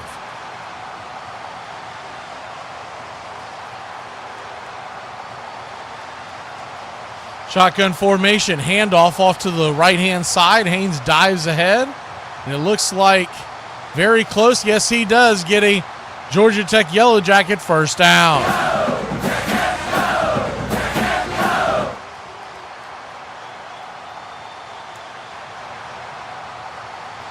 First and 10. 12:55 on the clock left here in the half. Ball at the 19-yard line. Here's the handoff. And this time they'll hand it off to Alexander. He fumbles it. Ball pops up in the air. And who's got it? It looks like Georgia Tech for Fortuitously, it pops into the arms of their offensive lineman, Ethan McKinney, and he had the wherewithal not only to realize the ball was out, but to catch the ball mid-flight. That could have been a disaster.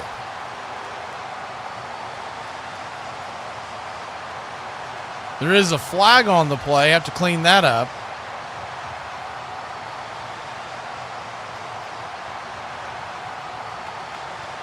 Big discussion between four of the referees right now as we wait on the ruling.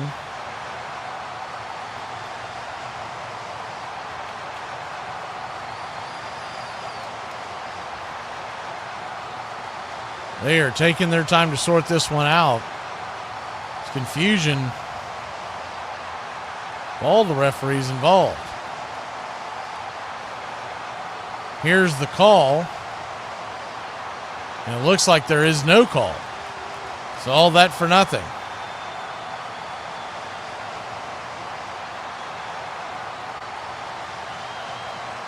So 2nd and 7 to clean that up.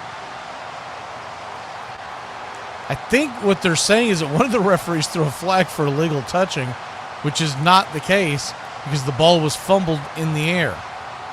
It was not a forward pass. 2nd and 7, drops back to pass. Looking, fires it over to the right-hand side. The ball is caught, twisting inside, down to about the 6-yard line. The catch is made, and it's going to be a Georgia Tech first down. Abdullah Jenna, second time we've called his name, with the reception. 1st and goal, ball at about the 6-yard line. Jackets knocking on the doors of the Commodores. Shotgun formation. 2 receivers high, 1 low. Man in motion. Here's the handoff. Going to fake the handoff. Haynes King will dive ahead down to about the 2-yard line. 2nd goal. Georgia Tech uses a lot of motion on their offense to try to confuse the defense. That time it was just a lot of window dressing for a straight ahead run by Haynes King. So 2nd down, goal to go. Ball at the 2-yard line. 10:58 on the clock. They've pushed it back closer to the 3, but nonetheless, 2nd down, here's the snap. Handoff up the middle to Haynes. Haynes will push his way. A gain of about 1, maybe a little less. They'll put the ball at around the 2-yard line. It'll be 3rd and goal. Kind of a funky delayed handoff.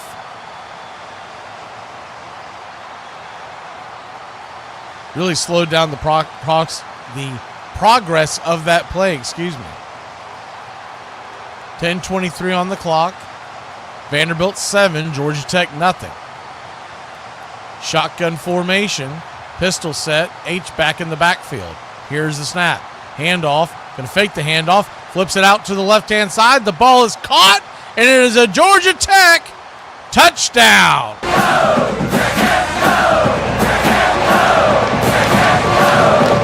Ryland Godey, 2-yard touchdown reception, wide open on the flat.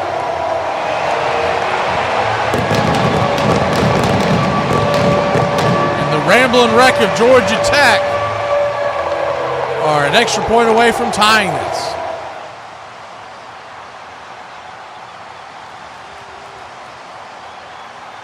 Seven to 6 your score. That was a 15-play, 7 and 20 on the drive, 75 yards. Here's the snap. The kick is up.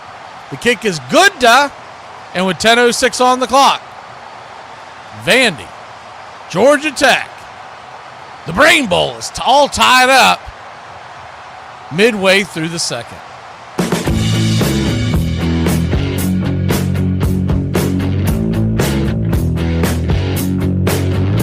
Don't ask me for advice. I still think punching in the face is the right answer. Today is performance review day company-wide. There's been some ups and downs this year, and I think that things could turn favorably for me. I gotta say I'm a little nervous. We'll see how it goes. Could you please pull up your self-evaluation for your annual performance review? Yep, so I did fill out my evaluation and sent it over. So this is how I scored myself. Okay, yeah, you need to pull up the one that Matt and I sent over because clearly there's a major disconnect here. As you can see, this is the criteria that Matt and I used so that we could score. Did you grade yourself a 9 on a scale from 1 to 5? Well, yeah, I mean, I highly exceeded the many expectations. Sorry, I'm still hung up on 0 and -1. I honestly thought I was going to get promoted. Just to be very clear, you exceeded no expectations, and we don't promote people who have been drinking on our company Zooms. Okay, so I feel like I make one little mistake. No, actually, the drinking on the work calls happened twice. Yeah, and you use the company card at the Gentleman's Club. But at least I'll still get a bonus this year. Which, am I going to get a bonus still? Because I feel like... You're absolutely not getting a bonus. Okay, well... I feel like a salary increase then, because We're actually considering decreasing your salary. Likability score was a 3, so got to take that as a W. The idea that you can walk into a ballpark, whether it's Fenway Park, Yankee Stadium, or wherever, and sit down and watch a game played by boys who have become men. So you can imagine yourself still playing this game, no matter what age you are. And when you sit there, the door to your past life, which occurred 15 minutes ago at the office, on the bus, in your home, that door closes and you get lost in the technical details, the intricate details of baseball as it's played out. There's always a surprise in baseball. God, I never...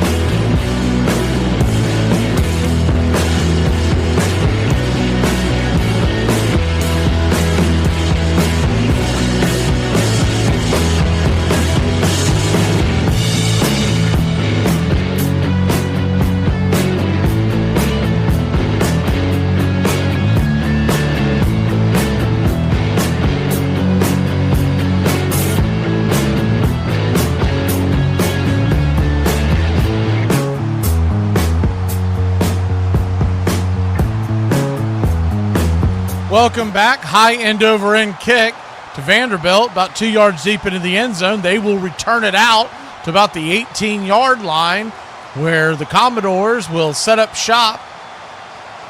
Diego Pavia and the Doors tied with the Yellow Jackets, 7-7, 10:01 on the clock here in the second quarter.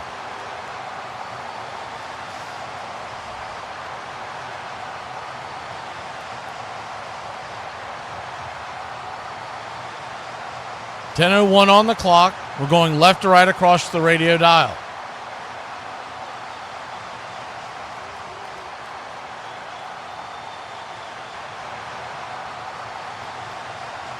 Shotgun formation, 3 receivers high. Man in motion, single back set.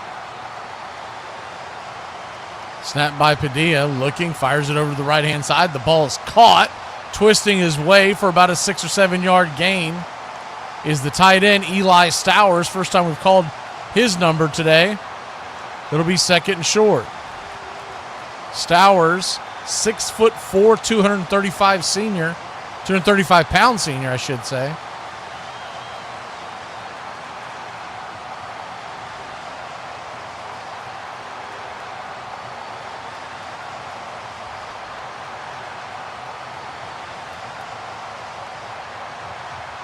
Two receivers high. Single back set, shotgun formation for Pavia. Looking, decides to take it himself and run up the middle. He'll lose about a half a yard. It'll be third down. He's looking out to his left side where the tailback was going out in the flat.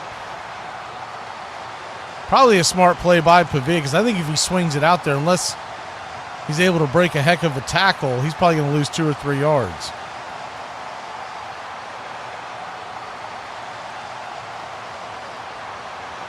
7-7 your score. Pavia 4 for 6 with 67 yards on the day, 1 touchdown. Shotgun formation, single back set, receiver high, 2 low. Here's the snap. Pavia drops back to pass.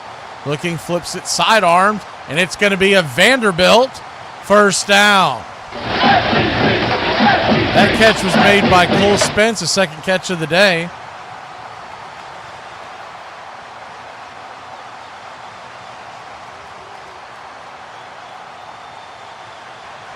He was well covered, but the throw to Spence was right there on his inside hip, and he was able to block the defender. 1st and 10.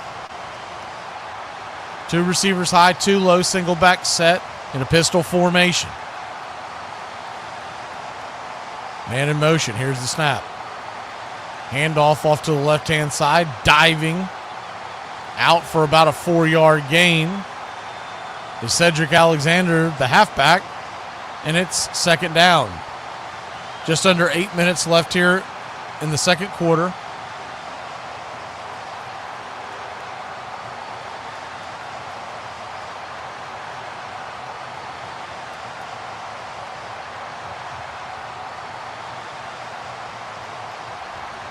.725 and counting. 2nd and 6. Ball to the 35-yard line of the Commodores. Here's the snap. End around handoff to the right-hand side, and he will knife his way for a Vanderbilt first down. Now there's some pushing and shoving. See if we get any flags from this. Both sides are doing some pushing and shoving. Junior Sherrill was the receiver that got the ball in the end around, and now there is a flag.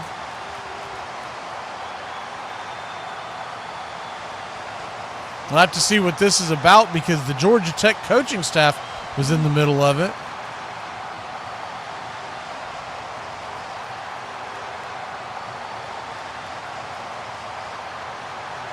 Waiting for the call from the officiating crew.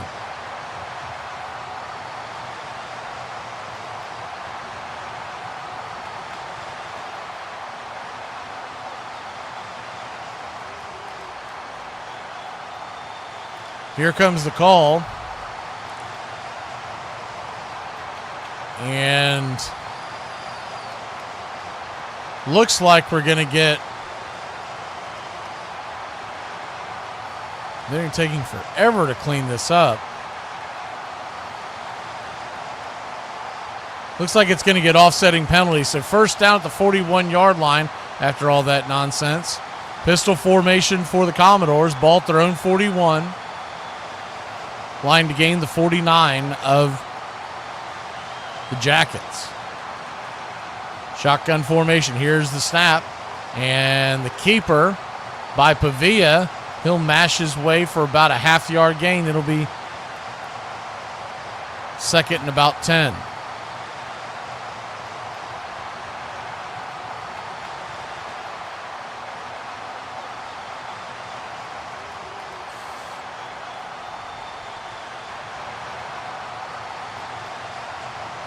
It was a slow developing keeper play.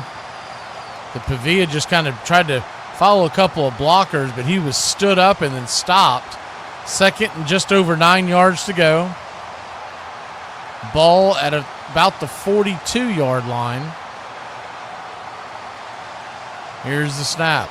Cross back to pass. Here comes the jailhouse break.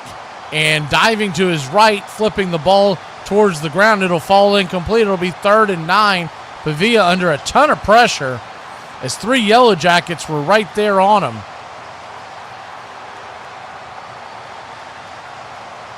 The pass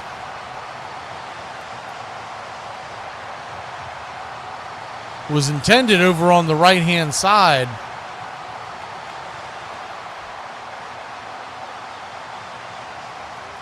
To Brown, Tristan Brown, but he could not come up with it as it skipped across the ground. 3rd and 9, ball at the 42-yard line. Shotgun formation. 3 receivers high. Here's the snap. Drifting, dropping, looking to pass. He's going to keep it. Pavia will dive ahead for a first down. Wow.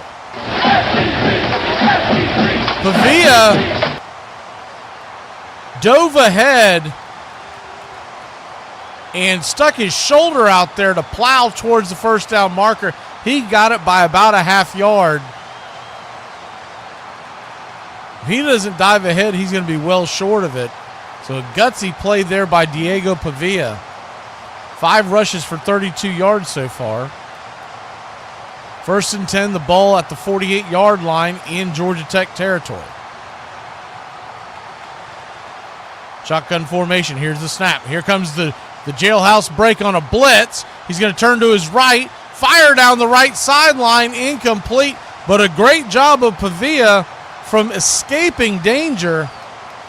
Georgia Tech came in on a single high blitz from the secondary. And Pavia was able to spin out of it and get rid of the ball before he was sacked by 3 more Georgia Tech defenders chasing him on the sidelines. 4:50 left on the clock, 2nd and 10.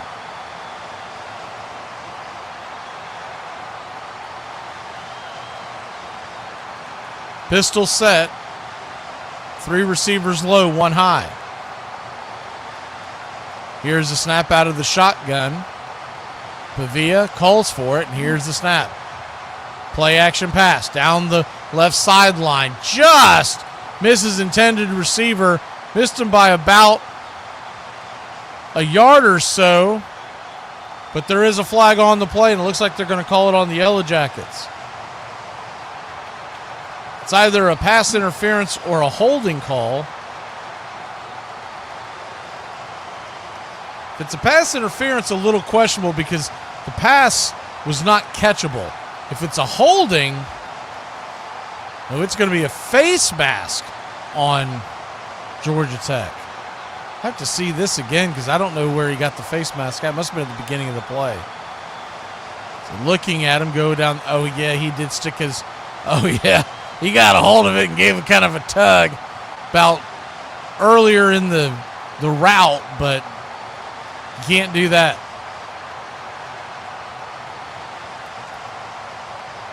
The Georgia Tech fans are raising Cain. They must not be seeing the replay because he definitely yanked his face mask. So 1st and 10.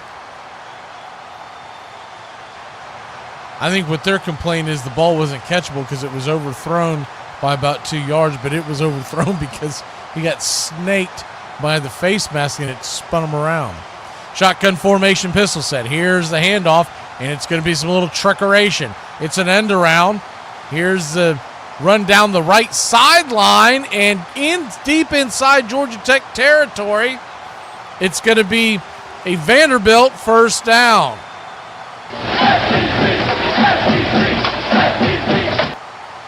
They pitch it to the left side, then the reverse coming back to the right side with the full head of steam was Quincy Skinner, the senior,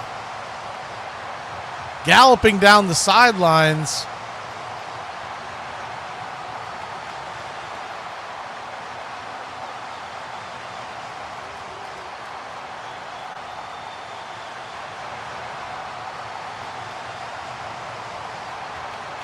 So the ball, they're going to place it back to the 11-yard line. It was a 1st and 10. They can get a first down without a touchdown. Shotgun formation.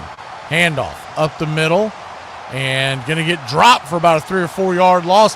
Looks like Vanderbilt's going to get pushed back to their own 15-yard line.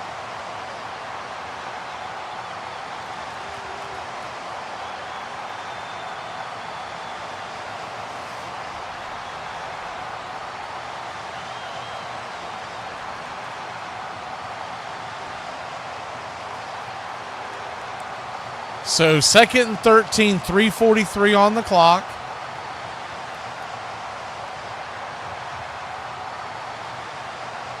The ball will be placed at the 14. So a fortuitous spot there for the Commodores because it looked like he was closer, much closer to the 15-yard line. Here's the snap. Swing pass. Now he's going to fake the swing pass. Look over to the right side. The ball is caught. Once again, the catch is made by Cole Spence. He'll be dropped after a handful of yards were gained. It'll be third.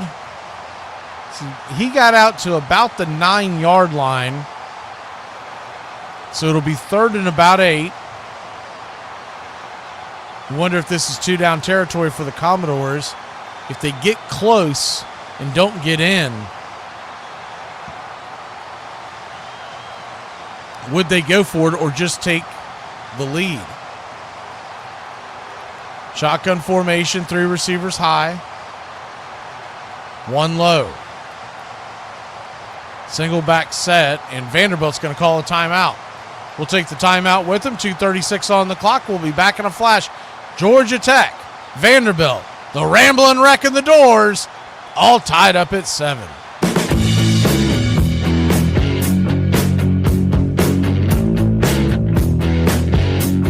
My wife asked me if I'd clear the dinner table.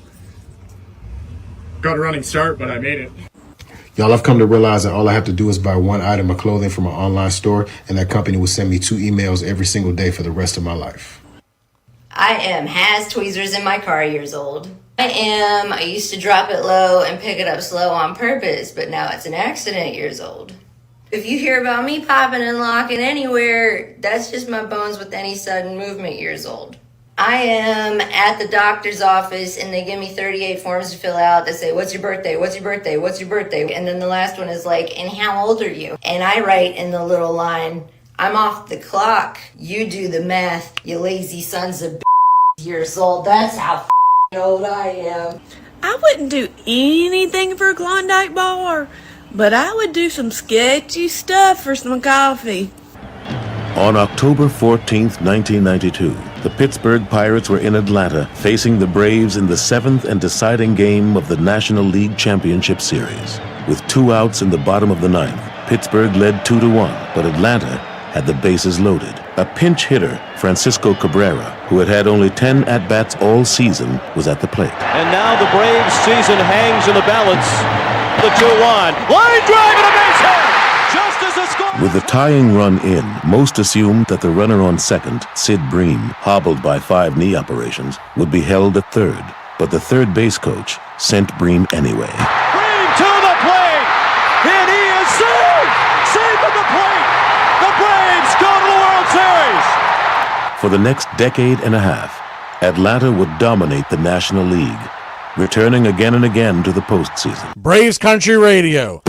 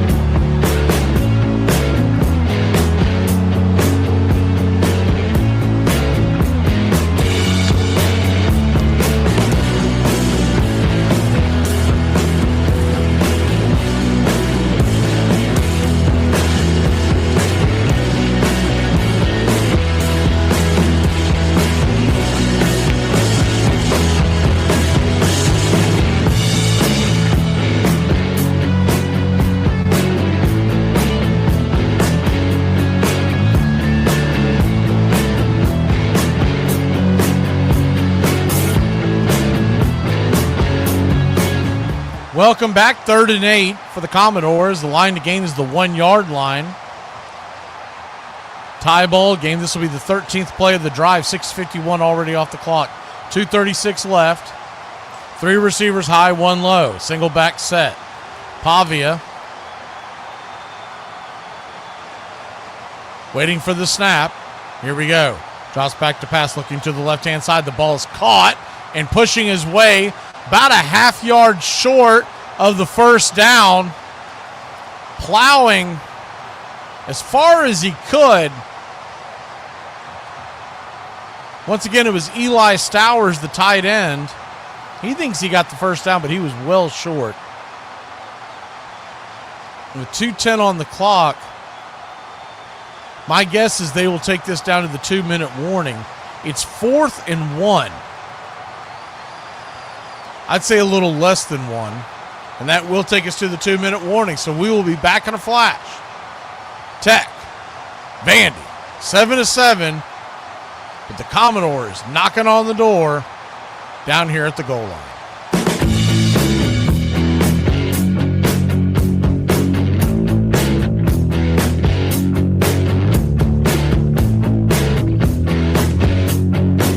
I didn't know Sylvester Stallone was on his 3rd marriage.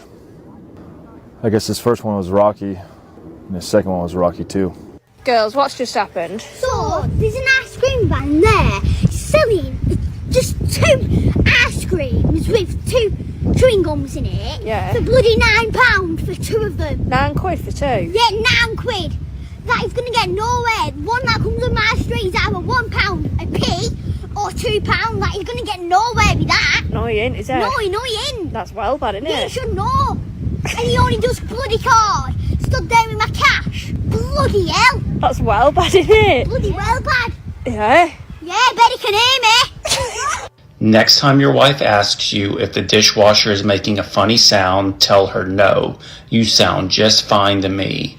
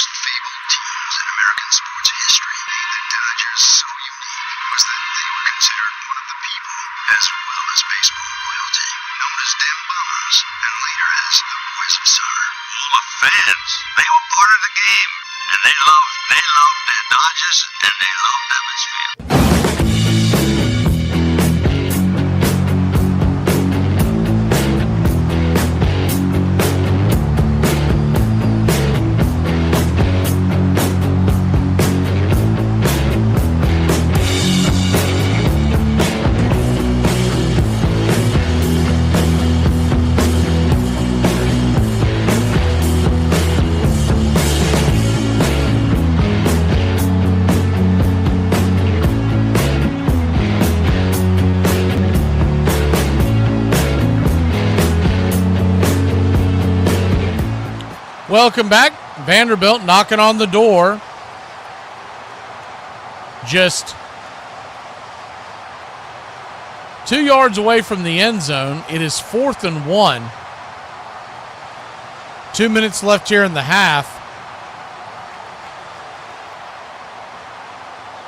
And they have decided to go for it, or at least give the appearance of going for it. Padilla under center. I formation. Here's the snap, the handoff, fakes the handoff, looking, dives his way into the end zone, and it is a Vanderbilt touchdown. SEC, SEC, SEC, SEC, SEC, SEC.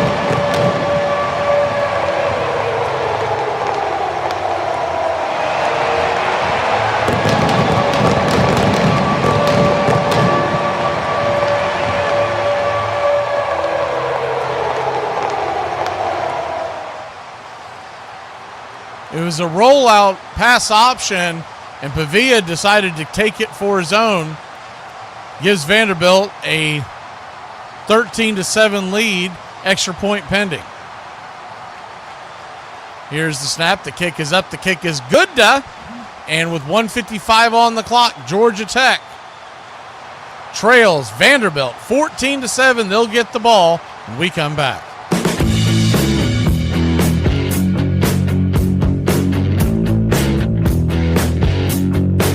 Who was the youngest player to appear in a Major League Baseball game? Look no further, this is the story of Joe Nuxhall. With many baseball players being called away to serve in World War II, the Reds, looking to fill out their roster, were interested in signing a 36-year-old semi-pro pitcher named Orville Nuxhall. The game they came to scout had Orville pitching for one team and his 14-year-old son pitching for another. Both of them would be offered tryouts, but only Joe would be able to attend. Joe would make enough of an impression during his tryout that he was offered an opportunity to travel with the team on their next trip to St. Louis. Although he made the trip to St. Louis Lewis, he wouldn't be able to make the trip to Chicago due to school resuming in the near future. He would sign a contract with the Reds in 1944 that paid him $175 a month, signed on his behalf. On June 10, 1944, at the young age of 15, he made his major league debut playing mop-up duty with the Reds, trailing 13-0. 2/3 of an inning, 5 runs allowed on 2 hits, and 5 walks. The next out he would get wouldn't come for another 2,902 days, and wouldn't return to the majors until 1952. 14 years later, at the age of 37, he retired from baseball, with 135 wins and 2,300 innings under his belt, spanning over 16 seasons. At the heart of this cultural phenomenon was Jackie Robinson, and in 1956 he would lead the Dodgers to the 6th pennant of his career.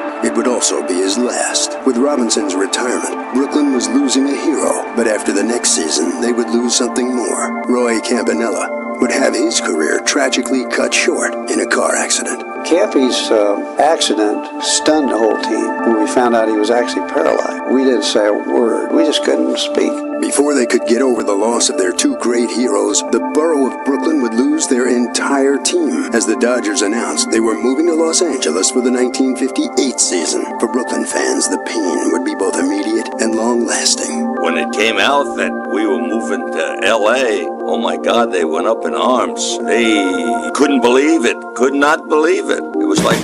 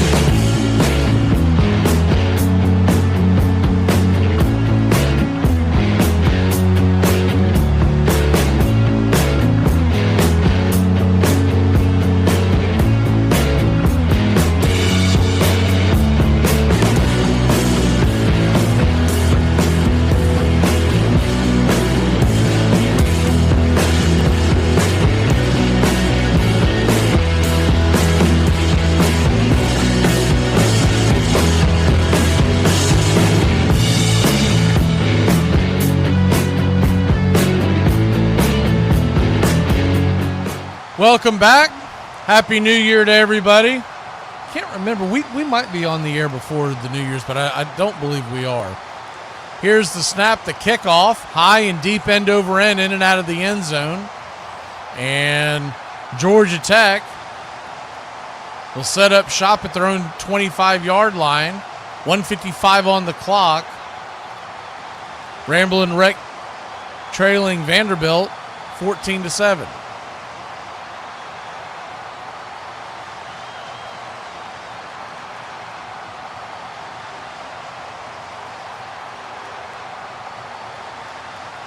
Shotgun formation. Here's the snap.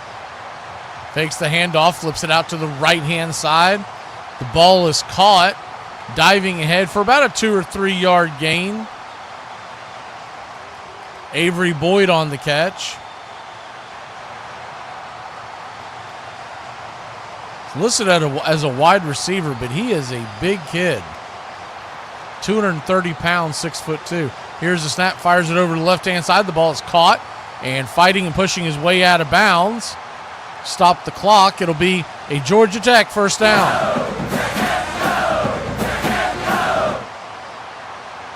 1:25 on the clock. Haynes King trying to get Tech in field goal range. 2 receivers high, 2 low. Shotgun snap, pitch to the left-hand side. Dancing and fighting his way for about a 3 or 4 yard gain. That was Jamal Haynes on the pitch and catch. Haynes, the bell cow for this Georgia Tech attack.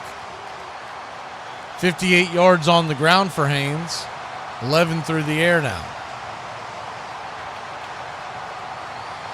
Shotgun formation, ball at the 39-yard line. Here's the snap. Looking, fires it over the middle. The ball's caught. Haynes once again making the catch. It'll be 3rd down and about a yard. Gain of about 7.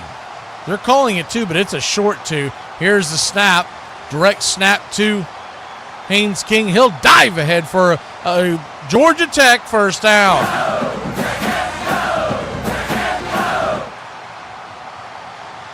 "35 seconds left.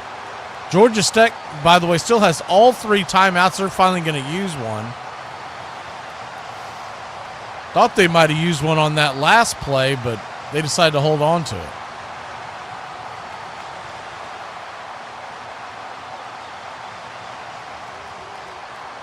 The line of scrimmage is going to be really close to midfield.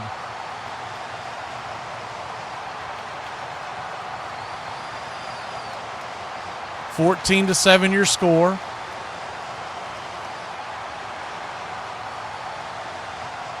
Georgia Tech's place kicker Aiden Burr warming up on the sideline.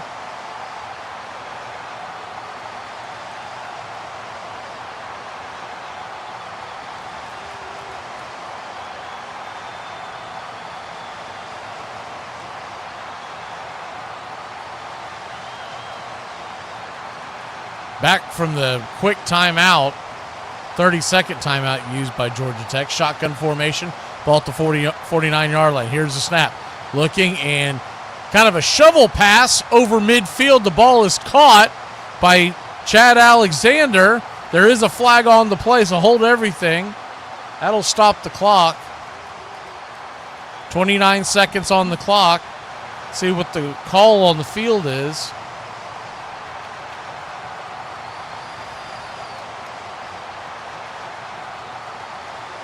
Here's the call. Holding on Vanderbilt. So that's going to be an automatic first down.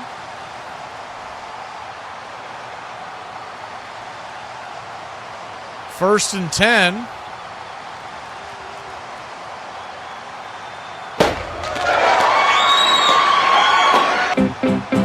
Thank you for the contribution, James.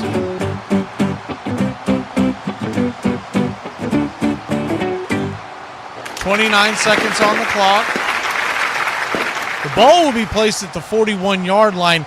The line to gain is the 31, but to get in field goal range, they have it spotted at about the 32. There's now a dead ball personal foul being called, and that is on Vanderbilt. Now, how do you like that? That is going to move it 15 more yards, and I think that came from the sideline. Unsportsmanlike conduct. So that is going to move the ball into field goal range. They named it on 3 different players, so it's the Vanderbilt sideline essentially. Ball's now at the 26-yard line. Shotgun formation. Here's the snap. Defensive line jumped. They're going to toss it down towards the end zone. The ball is going to be incomplete, but Sidnor, the number 96, jumped well north of the snap.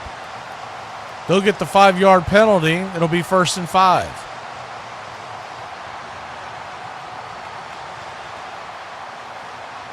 First and 5.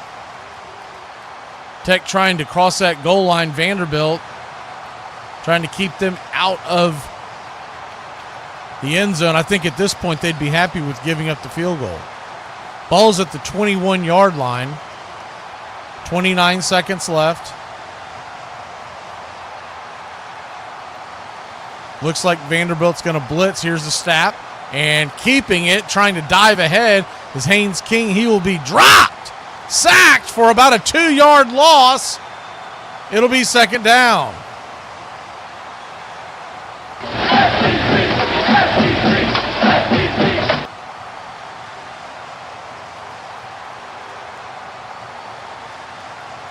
.25 seconds left after Georgia Tech uses their timeout. We'll take that time to hit the out-of-town scoreboard. You've got a ton of football games this weekend.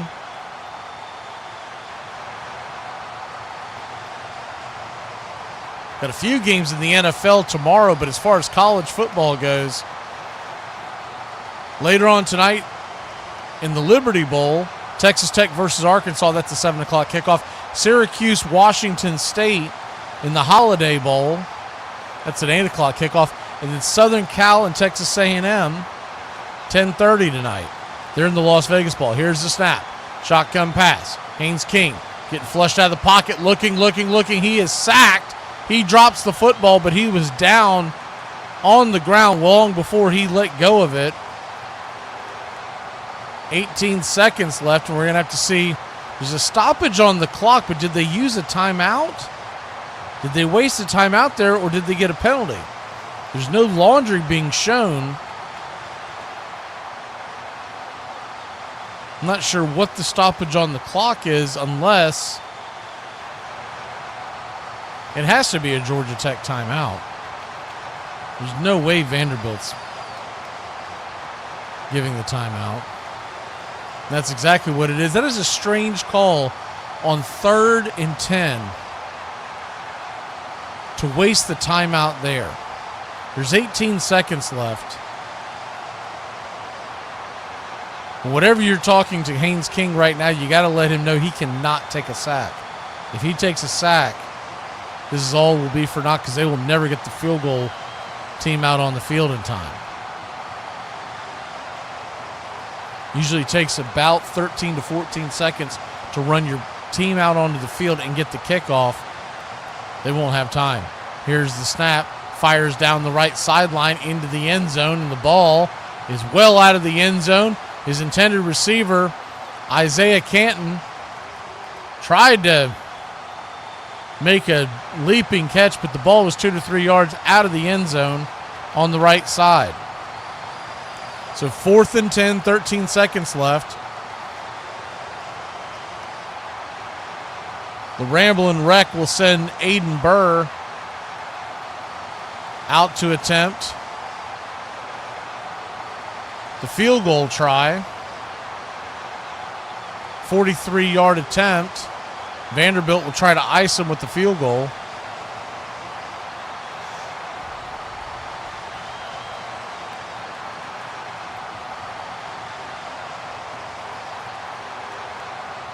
Kind of an interesting time out there, because I understand the idea of trying to ice someone, but at the same token,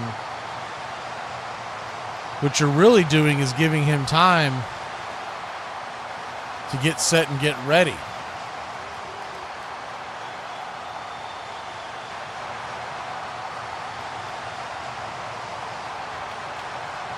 (14-7) your score. We are very close to halftime. Just 13 seconds left on the clock.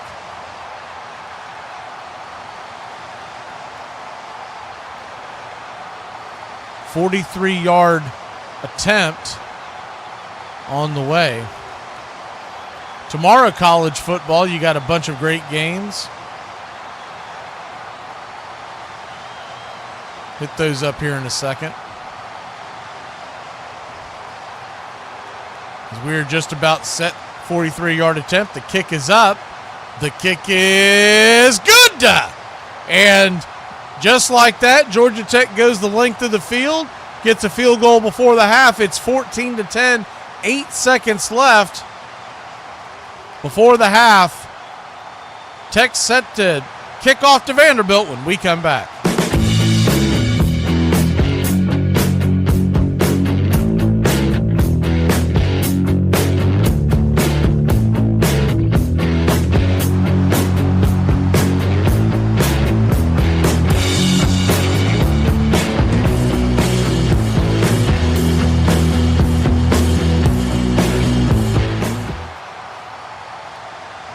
Getting set for the kickoff.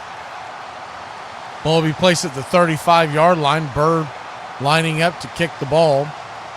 Going right to left across your radio dial. The bowl games tomorrow look like this. UConn is at North Carolina in the Fenway Bowl at 11 a.m. Eastern. Boston College and Nebraska, they have been gutted by the transfer, but they are set to take on each other at noon Eastern. Here's the snap. The kick is high, end over end, in and out of the back of the end zone to Vanderbilt. And they'll set up at the 25-yard line with 8 seconds left. So you got the Fenway Bowl at 11 a.m. and then the Pinstripe Bowl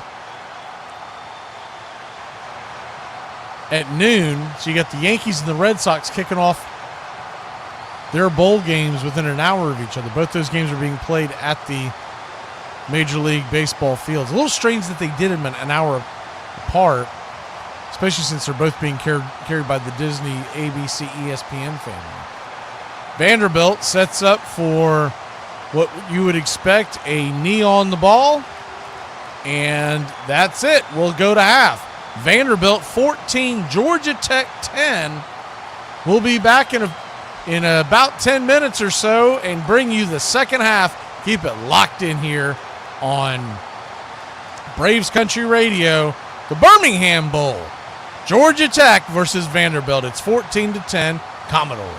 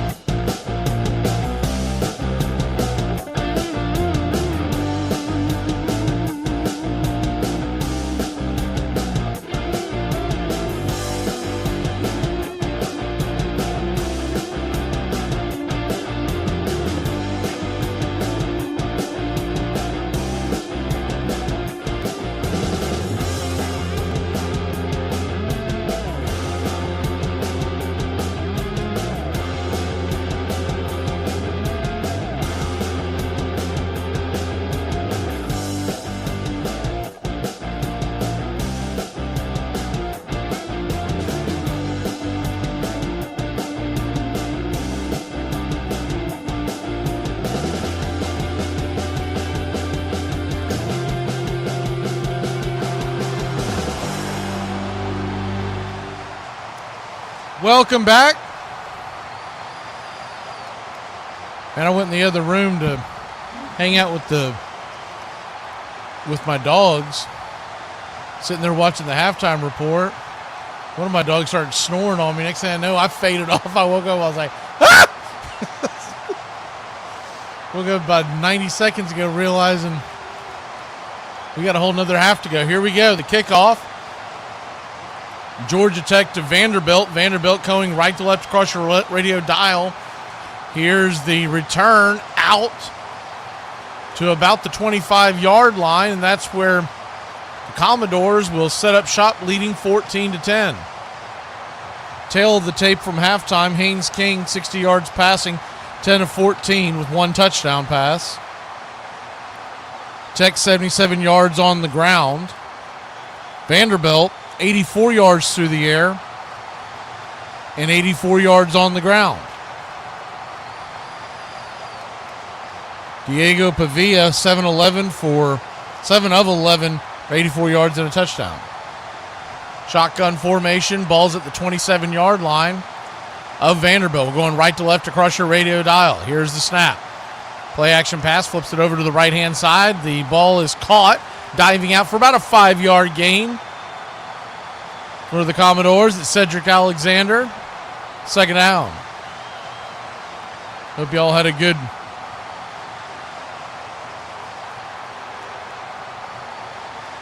halftime.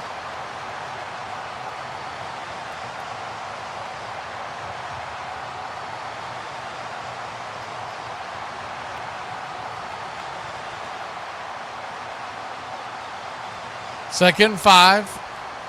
Ball at about the 32-yard line. Pistol formation, 2 receivers low. Here's the snap. Handoff, going to keep it. Keeper around the right side, and Pavia will get a Vanderbilt first down.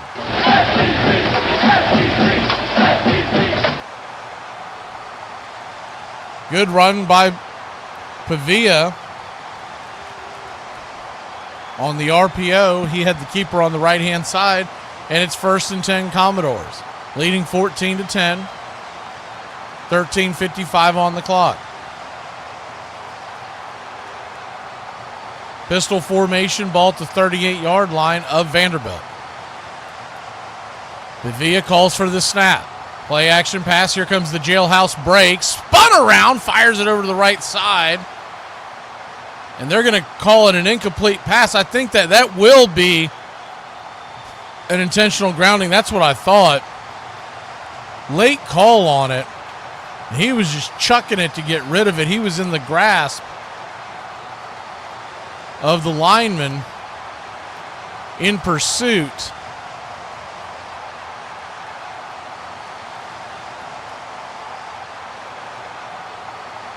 That was big. Number 99, Jordan Vandenberg.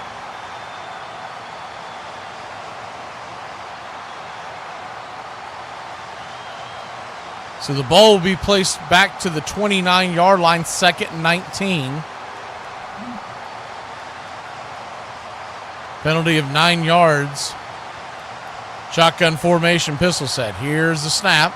Looking to his right, and here comes the pressure. Flipping out to the left, off to the left side. Plenty of room over there and diving ahead for about a 10-yard gain or so. It'll be 3rd down, and we'll call it about 7 yards.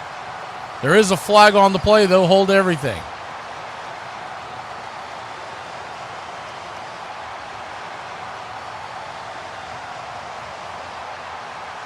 If the play stands, it'll be 3rd and about 6 or 7 yards.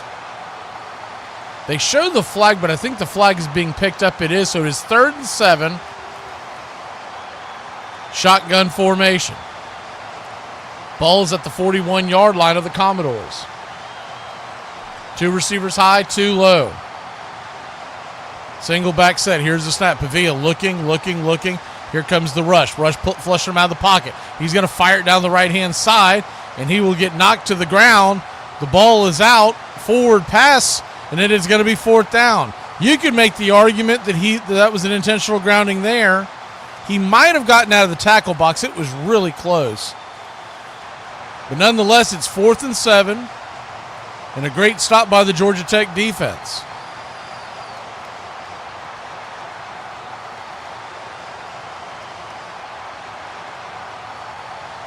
Pavia is a physical runner, but he doesn't have the greatest of speed.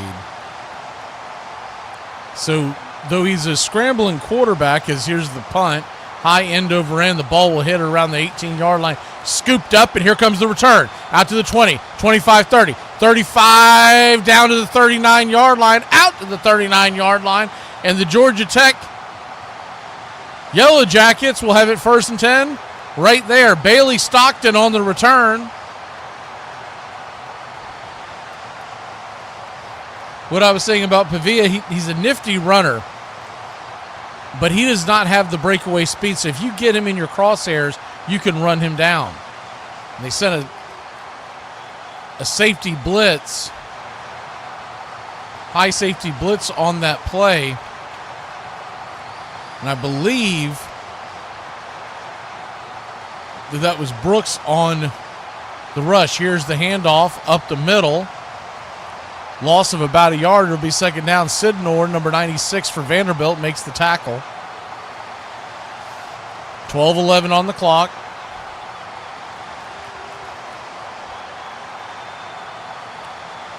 Shotgun formation. 1 receiver high, 2 low. H-back on the right. Here's the snap. King rolling out to his right. Looking.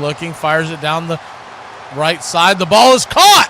And it is a Georgia Tech first down. Leaping, diving catch by Rutherford. Wow. What a catch by Rutherford.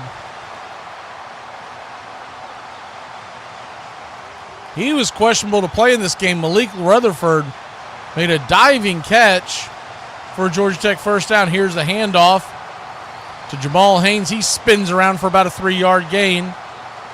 2nd down.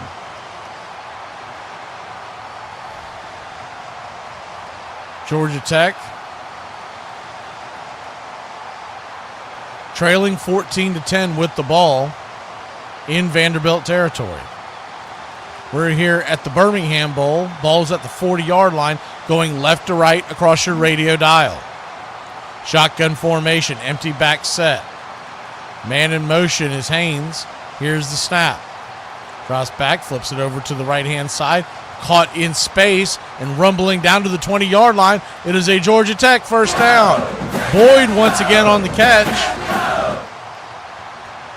Talked about this earlier. He's listed as a wide receiver, but he's really built more like an H-back.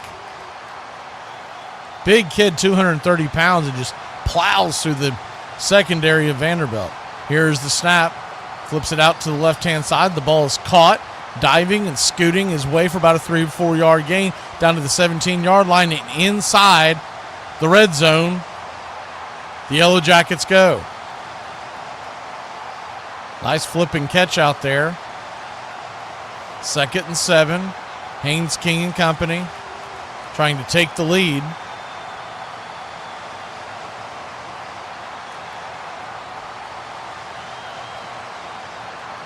Shotgun formation. Here's the handoff up the middle. Scooting his way for about a 2 or 3 yard gain. It'll be 3rd and about 5. If you're just joining us, Vanderbilt jumped out to a 7-0 lead in the first quarter. They scored 7 more in the second. Georgia Tech getting 10 on the board. 14-10 your score. Georgia Tech's looking for their first lead of the game. They pushed it back about a yard, so it'll be 3rd and 6.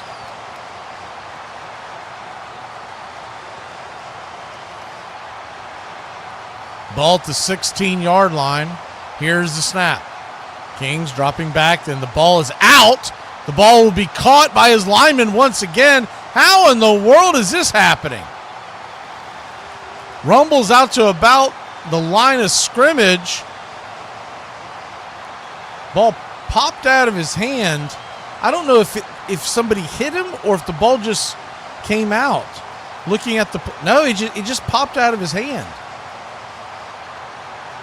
In theory, that was a forward pass caught by Georgia Tech, but I think they're ruling it a fumble, which means no penalty, and it'll be 4th down. Georgia Tech lining up for the field goal now. Here's the snap. The kick is up. The kick is good. And just like that, we've got ourselves a 1-point game. 8:34 on the clock here in the third quarter.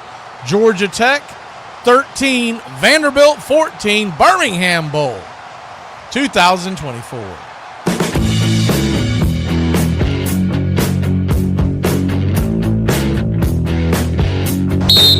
It's a family pool, not a make-a-family pool. Separate. What's for dinner? Pork chops. Pork chops. What else? Applesauce? Pork chops and applesauce. That's swell. I got a lot of dudes in my comments. I got a lot of dudes in my DMs saying the wrong things. Don't tell me I'm hot. Don't tell me I'm pretty. Don't tell me I'm... Tell me you're sending me money. Keep it short and sweet. There was a great story. Lisa Newhouse-Saxon, who was a colleague of mine at the LA Daily News, she was covering the Dodgers and the Angels at a time when female sports reporters were pretty much banned. They were shunned. And she was at a game in Cincinnati covering the Dodgers, and she wanted to go into the locker room to do a story about Mario Soto. And they kicked her out of the locker room. The Reds people just had enough and sent her back. So she was just depressed. And the next day, she'd get on the team bus, and Vin was sitting there, and Vin said, "Come here, sit next to me." So she does, and Vin just said to her, without even saying what happened with the incident, he goes, "Who is it do you want to be like as a sports reporter?" She goes, "Oh, this guy is so popular, and this guy is really good." And Vin just said, "You should really just be your authentic self. Just be Lisa." And from that, it gave her this great sense of confidence. And she actually she lived near him in Brentwood, and she went to church with him. He invited her to come to church with him, and it was just one of those blessings that you can't make up. And when Vin was inducted into the Baseball Reliquary, which is this great event we have out in Pasadena every year, Lisa did the acceptance speech for him and told that story. And I knew about that story, so Lisa just that was her go-to story about Vin, this tomboy who grew up listening and wanting to play baseball, and how everyone says don't meet your heroes. And she said, no, this hero was much greater than all I could imagine. Braves country radio.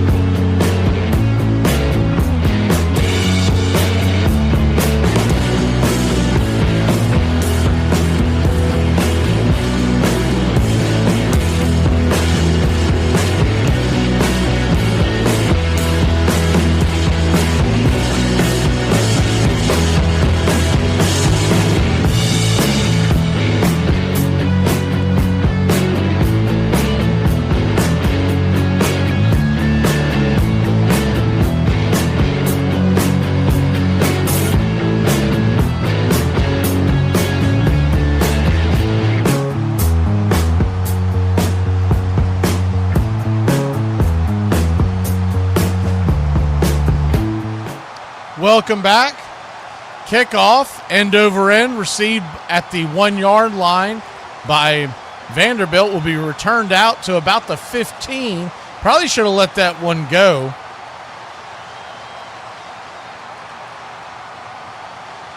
On the return for the Commodores, it was Junior Sherrill. Probably would have been better off just letting that one go. Instead, Vanderbilt will set up well inside their 20, leading by 1 point, 8:29 on the clock.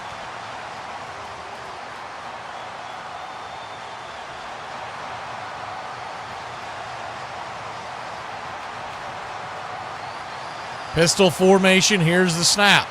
Handoff up the middle, and he's going to get dropped.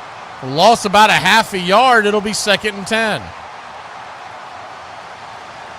Georgia Tech made some adjustments at the halftime, and they really seem to be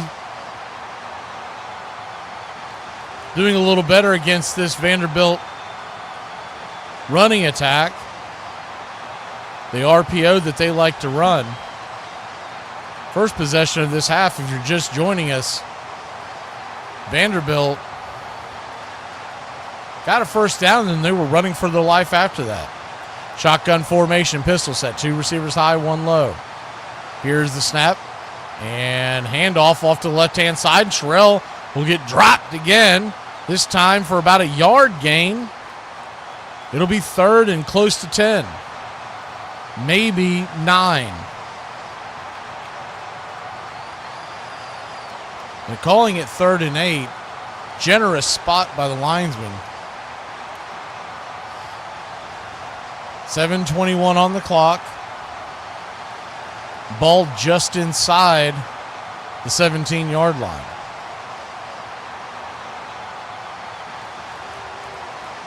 Pistol formation, 2 receivers high, 1 low. Vanderbilt, 3rd and 8. Here's the snap. Safety blitz.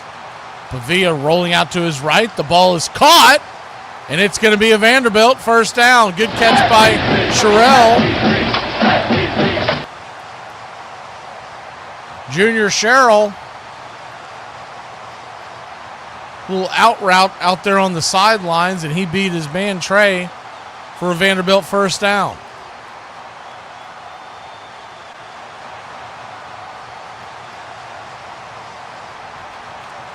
First and 10, 6:35 on the clock here in the third quarter. 14-13 your score.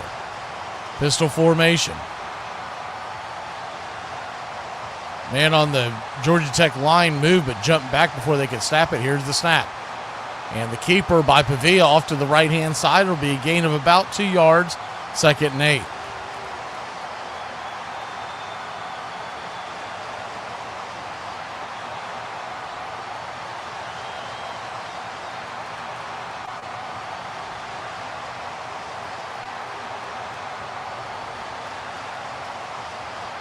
First and 10, or excuse me, 2nd and 8 on the 29-yard line.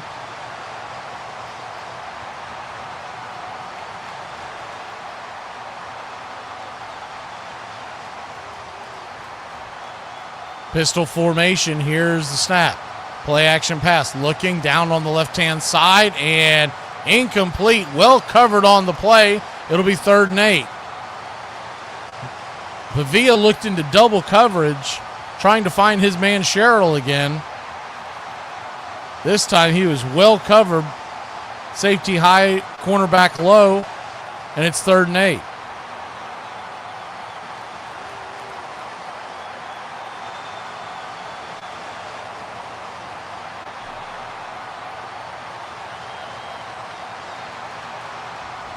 Third and 8. Ball at the 29-yard line. Line to gain is officially the 37. Single back set. Shotgun formation. Pavia takes a snap. They're sending a blitzer on the way. He gets picked up. The ball's fired onto the right-hand side. Wide of the mark, and it's going to be 4th and 8. Tried to find his man over to the right-hand side, Luke Fiangi. But the pass was well wide of the mark. It'll be 4th down. 5:29 on the clock. Georgia Tech will get the ball back, trailing by 1 point.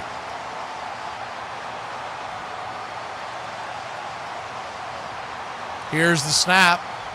End over and punt, and gets plowed, and that's going to be a penalty. Georgia Tech was calling for a fair catch. The kick returner on the play, Haynes, was blown up by McVeigh. Flag came out. We'll wait to hear the call, but that is definitely going to be interference on the Commodores.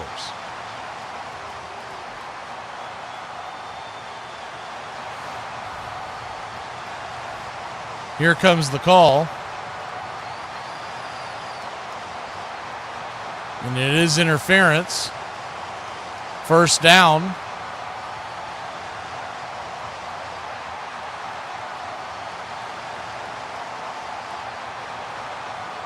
The Georgia Tech sideline is going bananas over there because I think he wanted either an ejection or possibly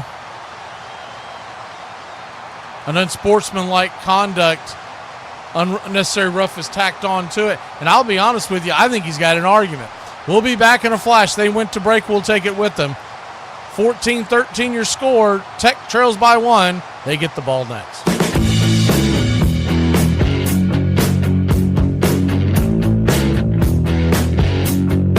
Hey, I don't know who needs to hear this, but living your life to the fullest does not have to involve hiking.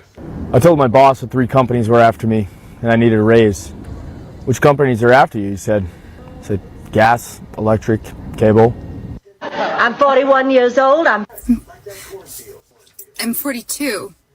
So that means that I am older than the Ma'am, I wrote you a citation for going. Writing me a ticket? Yes, ma'am. Do you know who my father is? Why? Didn't your mother tell you?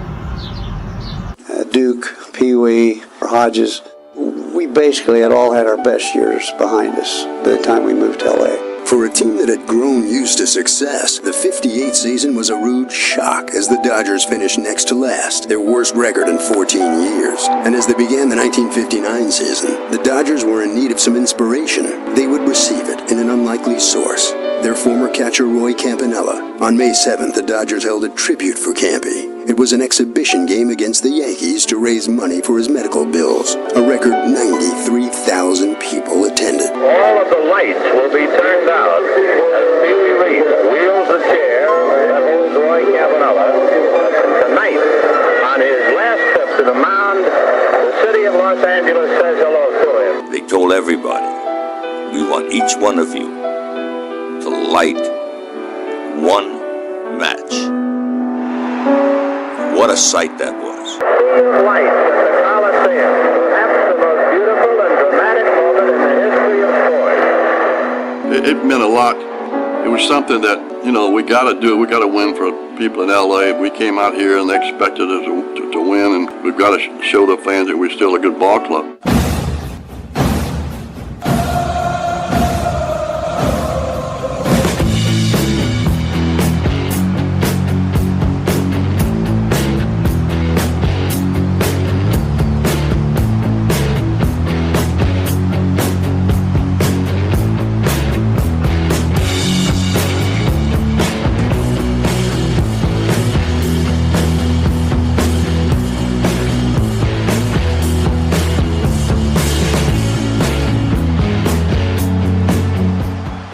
Welcome back.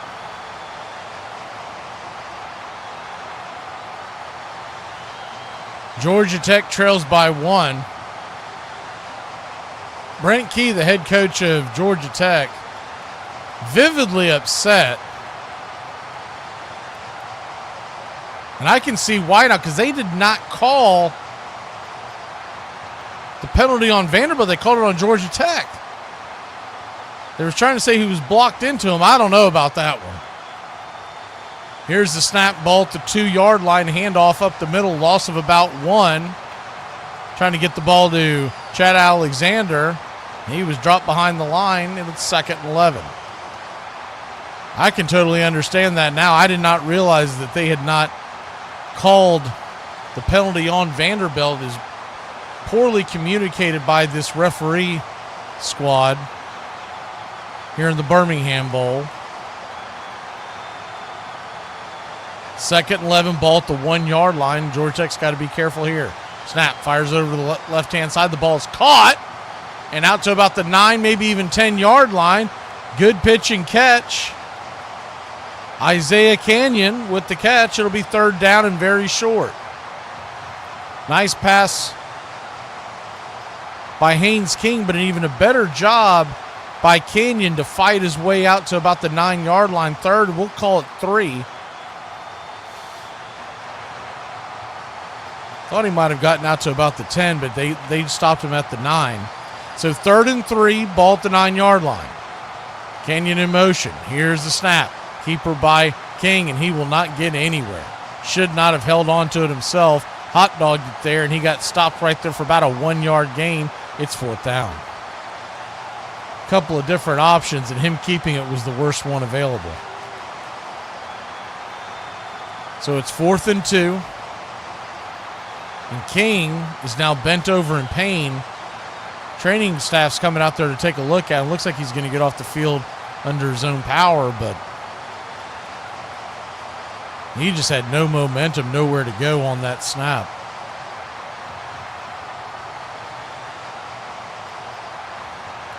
And he goes down to a knee. He's looking over his shoulder like maybe he thought someone took a cheap shot at him.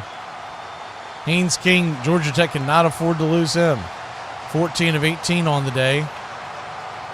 111 yards. Aaron Philo, the backup, has got his helmet on, though they are punting. He might have to start getting warmed up because he does not look good going over that sidelines. Looks a little wheezy. 3:31 on the clock, 4th and 2. Here's the snap. The kick is up. High, end over end from the 10-yard line, going back to about the 36. It's going to get caught and leaping over a couple of defenders and getting out on the sidelines. He gets plowed right there before midfield by big number 95. Wow. Holy cow.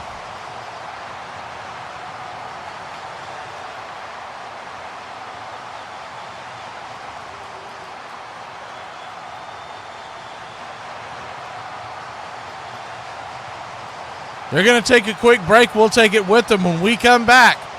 Vanderbilt with the ball, leading by 1 here in the third quarter.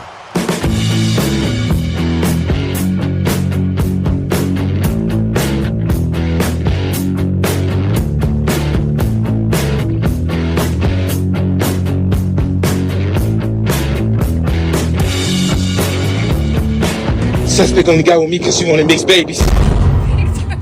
Suspect only got with me because he wanted good credit. Suspect tells we throwing up gang signs. Suspect talks like a white guy when he gets around my family. Listen here, buddy. Where are you going? I'm gonna go watch the game with Mark. I haven't seen you all week. I thought we'd spend some time together. Oh, yeah, of course, but it's the playoffs. Sounds like a game is more important than me. No, of course not. I'm sorry. So you're staying home? No. So why don't you spend the first half of the game with him, and then you can come home with me? Or we could break up and get back together in 4 hours. When you go to spring training, and listen, I bring it, chat, I don't really care what y'all do. You should not be in the Hall of Fame. I don't care. You sign Article 21. When you go into every spring training, there is Article 21 on every wall. You do not bet on baseball. You do not bet on baseball. It is a lifetime ban. If you bet on your team, it is a 1-year ban if you bet on the sport in general. Like, you have to sign it. They say it in English, Spanish. They'll get it in any language that you want to hear it. Okay? To me, he knew what he was doing. He just didn't think he'd get caught. He's like, I'm Pete Rose. I'll do whatever I want. Now, if we want to play this back, Shoeless Joe Jackson, Black Sox. His numbers say he should be in the Hall of Fame. Why isn't he in the Hall of Fame? He got a lifetime ban. He died 100 years ago. Why don't we let him get in? We should. Oh, but we're not. He's so got what's my vote. different about Pete Rose? And Joe Jackson, there's less evidence on him than there is on Pete Rose. People say he didn't bet on him. He hit like 400 in that World Series. Played great. Right? Other guys admitted, yeah, we threw it. But he was like, I didn't have anything to do with it. But they still banned him for life. Why is he not in? Right? So, to me, it sucks. It's one of those black marks on the game. But also, Pete did it to himself. He doesn't deserve it because he knew what he was doing.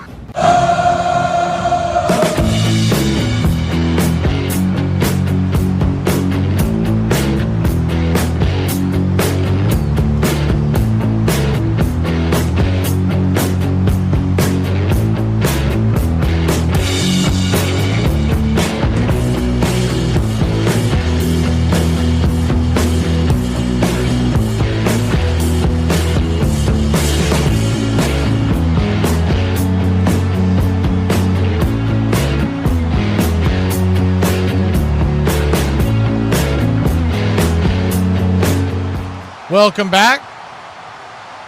Ball's at the 44-yard line. Vanderbilt going right to left across your radio dial. Here's the snap, handoff, diving ahead for about a 2 or 3 yard gain. Once again, that's Cedric Alexander. It'll be second and about 7.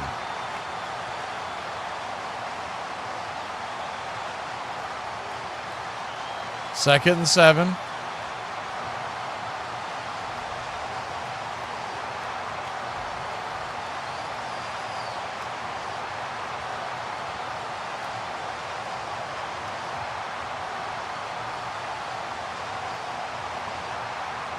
One receiver high, one low, two tight end set with a single tailback. Pistol formation. Here's the snap. Handoff. Nope. Play action pass. Fires it down the left sideline. Oh, in and out of the hands of his intended receiver. Once again, that was Junior Sherrill on the play. Man, was that a close one.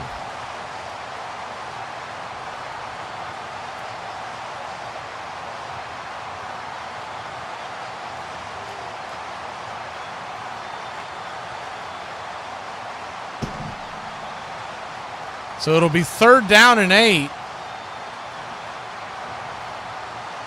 Ball is at the 48-yard line. Line to gain is the 46 of Georgia Tech.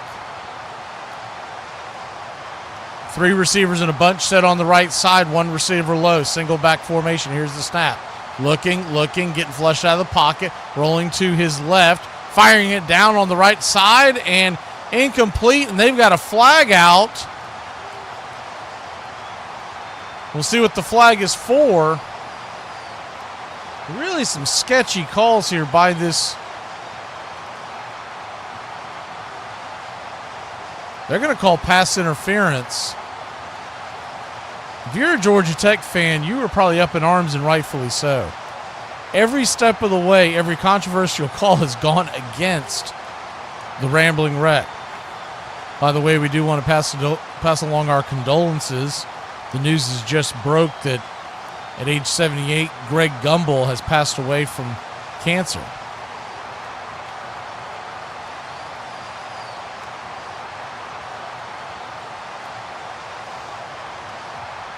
So they're going to get a first down. Man, that's a really sketchy. I'll tell you why that's a sketchy play. So I'm looking at the replay here. That ball was never going to get caught in bounds, and they called it a pass interference. It wasn't a hold. They were saying that they banged into each other. There is no way he makes that catch. So another poor call by this officiating staff will take the ball all the way down to the 22-yard line. No matter how you try to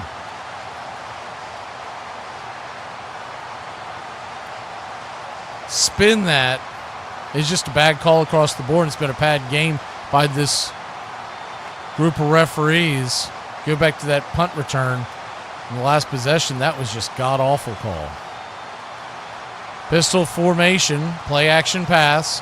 No one to play action to, but Pavia turns around and fires it down the middle of the field. Incomplete. Triple coverage. And are they going to call another pass interference? Wow.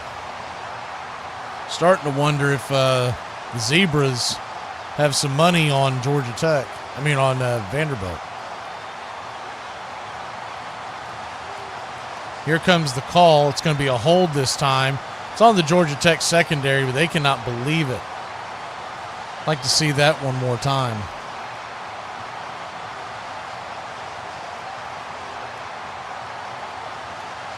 Looking at the play. Oh, he got spun around, and his hand got stuck in his...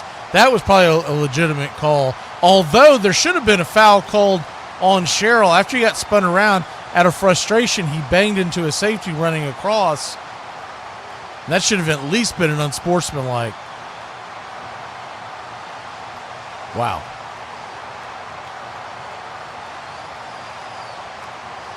Ball at the 12-yard line. Here's the snap. Leaning out to his right-hand side. And Pavia, running for his life, makes a couple of men miss. He'll dive ahead for a 5-yard gain. It'll be second down. Good job by Pavia. And now, finally, some hip fisticuffs have come apart. Sherrill and trying to make out the jersey number of the defensive back that's on him. I believe it's E.J. Lightsey, but I have to double-check that. Or is that Harvey? That might be Harvey. That might be Amari Harvey. I'd like to see the replay because there is a Georgia Tech player on the ground laying flat on the ground. Sherrill and Harvey got into it, but I'd like to see what caused it. I would say a lot of it has been caused initially by the poor refereeing of this game.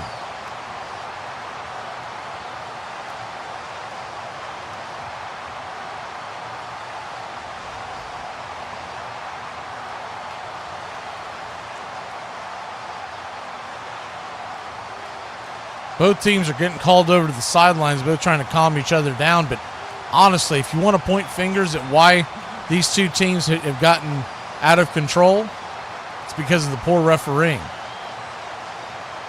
So looking at the replay, they're finally going to show the replay. And Pavia, there was some pushing and shoving at the end.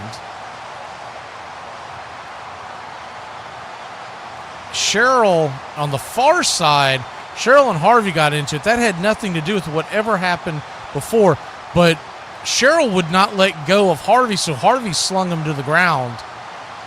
And now they are helping off number 5, Clayton Powell-Lee. He is limping, being assisted by 2 coaches, putting no pressure on his right leg.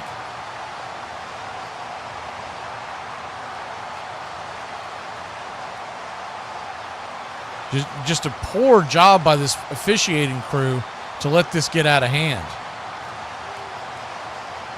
That's what the holdup is. If you're wondering, they're having to assist Lee off to the sideline, and he had a long way to go. They're calling it unsportsmanlike conduct on Vanderbilt, but they're just going to offset it, so they really did nothing here. There's a third. They basically called a couple of offsetting penalties, which does nothing to lower the temperature in the room.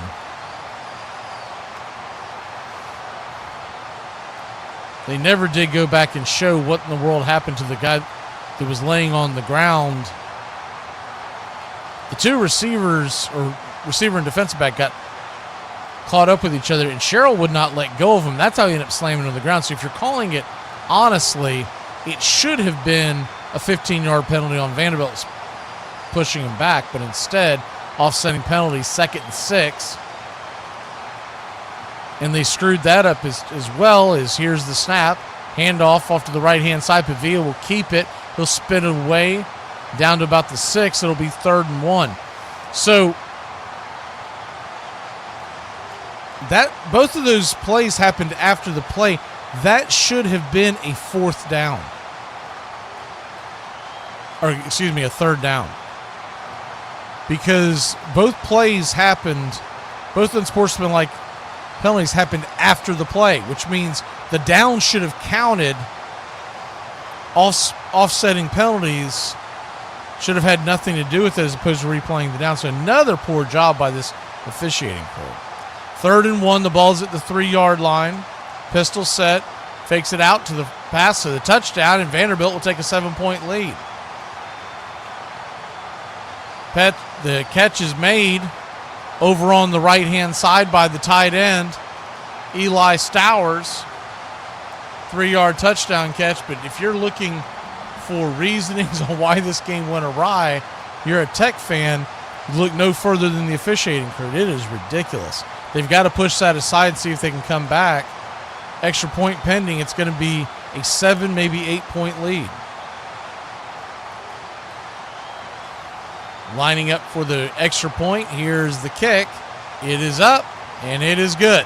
So just like that, it's 21-13, 56 seconds on the clock. We'll head to break. When we come back, Georgia Tech gets the ball, trailing by 1 score.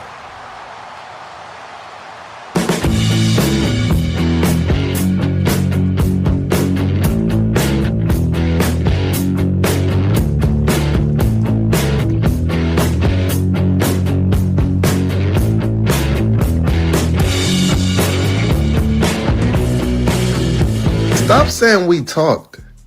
That was a interview. And you didn't get the job.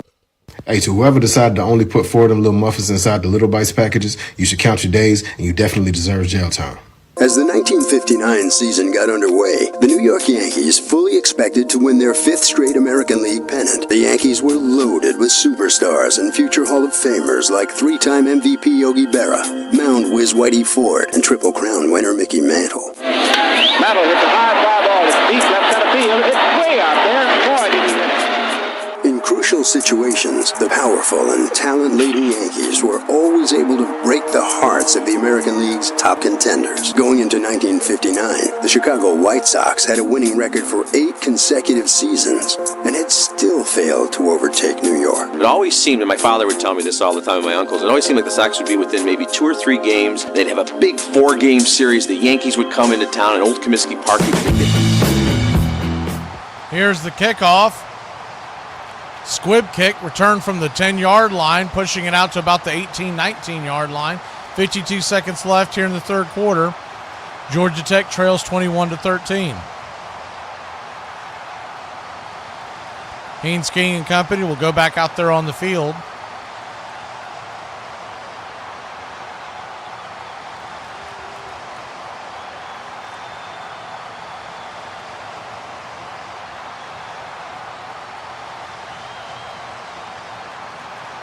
(21-13) your score, 52 seconds left. We're going left to right across your radio dial. They're going to place the ball at the 19-yard line, 1st and 10. Empty backfield. Haynes King fakes to the right, fires it down the middle, intercepted, and the Commodores are going to take it all the way down to the 10-yard line. And now we're going to get some pushing and shoving. Vanderbilt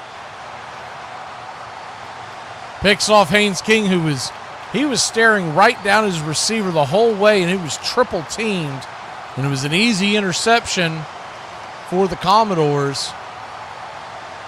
Interception on the play made by C.J. Taylor. Vandy with a chance to take a 2-score lead.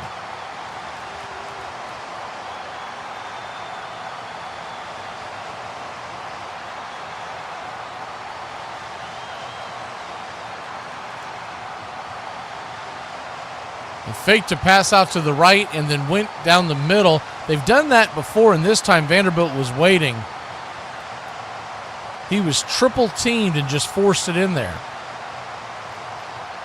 So they need a big stop by this Georgia Tech defense.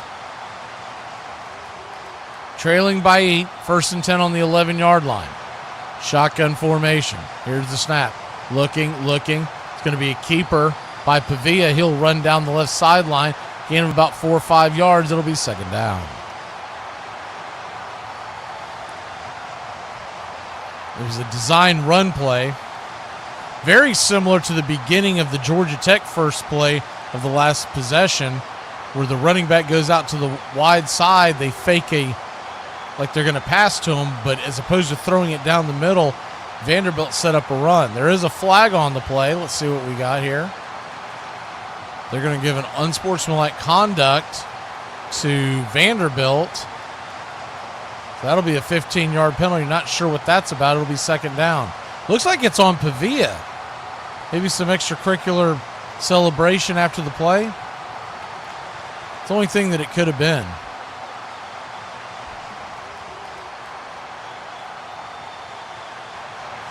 Looking at the replay on another monitor, it must have been something he did it's something he did out of screen, because he was well out of the picture, and then the referee tossed the flag in the air. Oh, he flipped the ball into the stands is what he did. 2nd and 21. Shotgun formation. Pavia's going to keep it, runs it right up the middle, right through the gut of the Georgia Tech defense, and he'll get all those yards back. Though it'll be 3rd down, it'll be 3rd and about 5. So bad job by the Tech defense.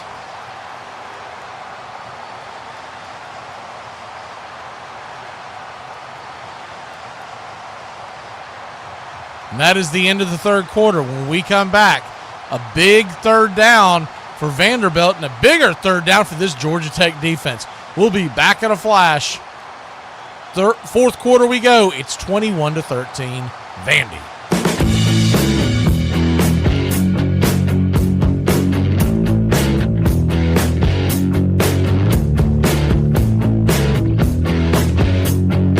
Tequila may not fix your life, but it's worth a shot. I don't know who my people are, but cheers to those of us who can sing the wrong lyrics with confidence.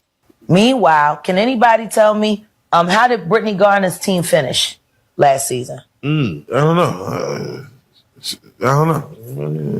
I mean, she was playing for Phoenix, right? Yeah. They How did they do? Were they selling out all the tickets? No. Is she going back to the Olympics to represent the United States? I don't think so. So then why the did we let her out of jail? Exactly why the was we in a rush to bring her back? If your wife brags about sticking with you through the tough times, let her know that she should, since she caused them. After she backtalks, say, oh boy, here comes another one. Chicago team hasn't won a pennant since 1919. How do you think Chicago will do this year? Well, Cliff, we think that we have a fine chance of overcoming the Yankees. You really think you can win a pennant this year if you get a few breaks here and there? Yes. Our skipper predicted that we're gonna win this year, and all the guys start thinking, hey, we can go ahead and go all the way. We can do things. And as the season began, it seemed as if the White Sox optimism was well-founded, and the biggest reason for that was the spirited play of their best players, in particular, second baseman Nellie Fox. Every winning team has a leader or a spark, and Fox lit the fuse for the Chicago club. He was a little pepper potter, a left-hand hitter, almost never struck out. Little Foxy has a double and two singles today. I think Whitey Ford said it in 12 years, struck out Fox one time, and he thinks the umpire blew the call.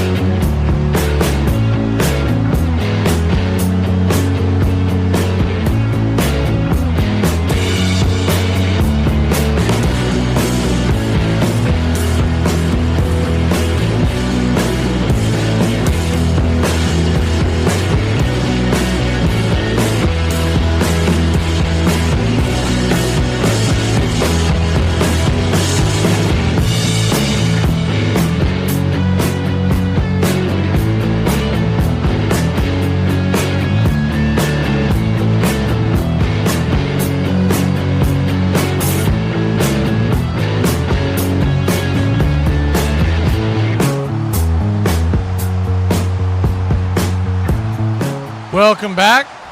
3rd and 6, ball at the 7-yard line. Shotgun formation. Pavia, play action pass. Fires it deep into the left side of the end zone. The ball is caught. Is he in bounds? He is. That is a Vanderbilt Commodore touchdown. SEC, SEC, SEC, SEC, SEC, SEC. 7-yard touchdown by Quincy Skinner.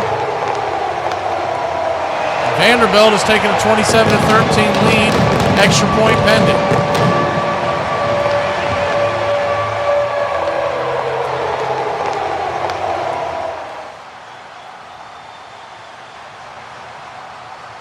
Good deep pass into the back of the end zone. Just kind of fluttered it up there. Skinner was able to get underneath it. 14:55 on the clock. Georgia Tech trails. 27-13. Here's the kick. It's up. It is good to, and 28-13. Commodores over the Ramblin' Wreck.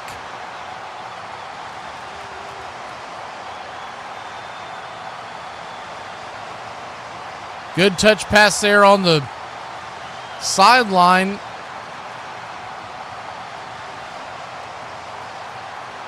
Skinner made the catch.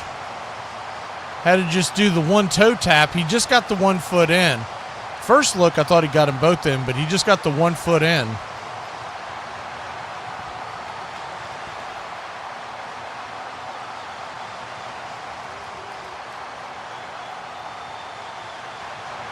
So it's 27-13 your score after the interception thrown by Haynes King.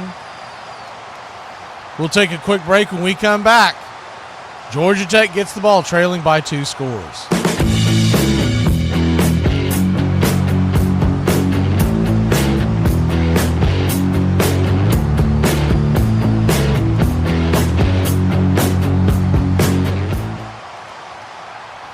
Here's the kickoff from the 35-yard line, high end-over-end kick.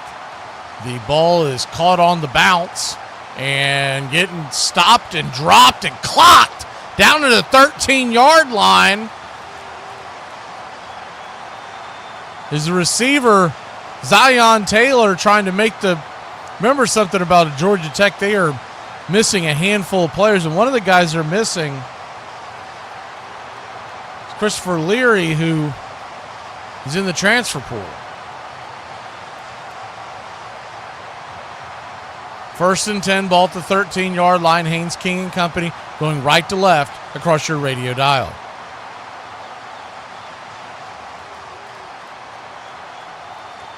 Shotgun formation. Here's the handoff off the right-hand side, squirting his way down the right sideline. A gain of about, we'll call it 25-yard gain. Was that man once again, Jamal Haynes, and there's a Georgia Tech first down.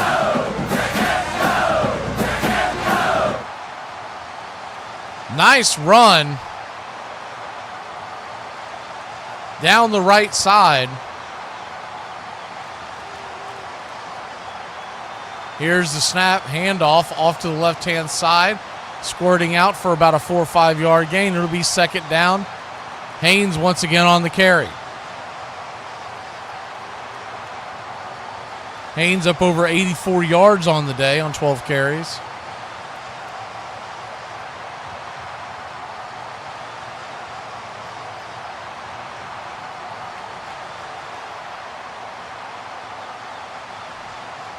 Shotgun formation. Here's the handoff around the end. Knifing through the Vanderbilt defense, gutting it. Now the ball comes out. Fumble, and Vanderbilt jumps on it on their own 26-yard line. The ball was coughed up.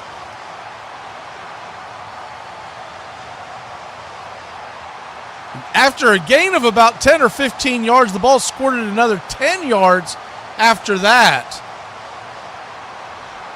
And Vanderbilt jumps on the ball. I don't believe that's going to be overruled because it looked like the ball came out well before he hit the ground. That was once again Malik Rutherford, the receiver, on the end around. And he coughs it up. Vandy will take the ball over when we come back.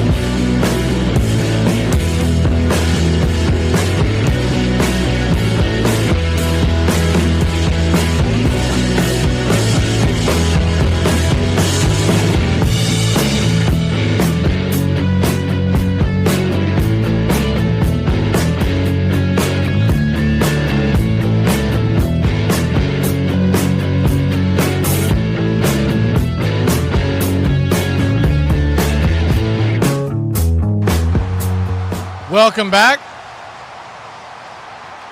Vanderbilt's got the ball on the 27-yard line after the fumble recovery. Georgia Tech was driving, trailing by 2 touchdowns, and now Vanderbilt with the ball. Pistol formation. Here's the handoff up the middle, twisting and turning his way for about a 2-yard gain. It'll be 2nd and 8. If you got to look at it from the Vanderbilt side of this, you're leading by 2 touchdowns. With 1 quarter to go, you want to eat up some clock here. Haynes King and company they're really not built to come from behind with the passing side of it. So if you can make it, even if you eat up 4 or 5 minutes here, even if you have to punt, you could really set them up with their backs up against the wall, and it's beginning to rain. The rain has came back into the area. Pistol formation. Here's the snap. Handoff, keeper. Pavia goes down the right sideline. He'll slide inbounds down to about the 44-yard line. It'll be a Vanderbilt first down.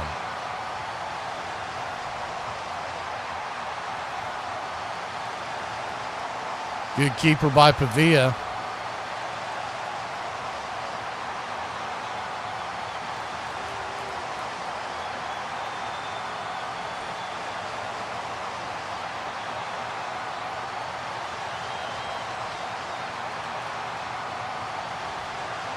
(28-13) your score.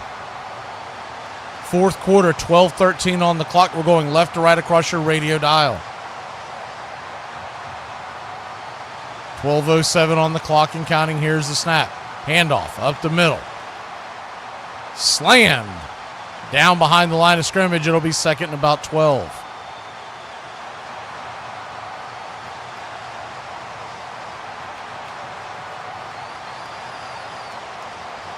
If you're just joining us, we passed on the condolences earlier, but broadcasting legend Greg Gumbel passed away from cancer at the age of 78 today.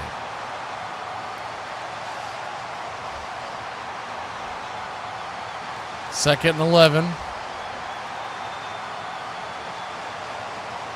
11 and a half minutes to go here. Ball at the 40-yard line, just outside the 40-yard line. Here's the snap. Handoff up the middle and pushing his way and continuing to just jam it down the throat of the Georgia Tech Yellow Jackets, getting all the way out to a first down. That was ridiculous. That was a lack of effort by the Georgia Tech Yellow Jackets defense. Arm tackling galore and just kept driving his legs. Cedric Alexander just kept backpedaling. He went right down their throat for a 12-yard gain. Should have been a loss of about a yard. Here's the throw down the sideline. The ball is caught. And wow. Vanderbilt is just stomping right through the middle of this Georgia Tech defense. The catch was made by Eli Stowers. Appeared to be laundry on the field, but I think that was just a part of someone's uniform. But they went up for it, fighting for it, and Stowers outmanned little number 4 on the Georgia Tech defense, Warren Burrell.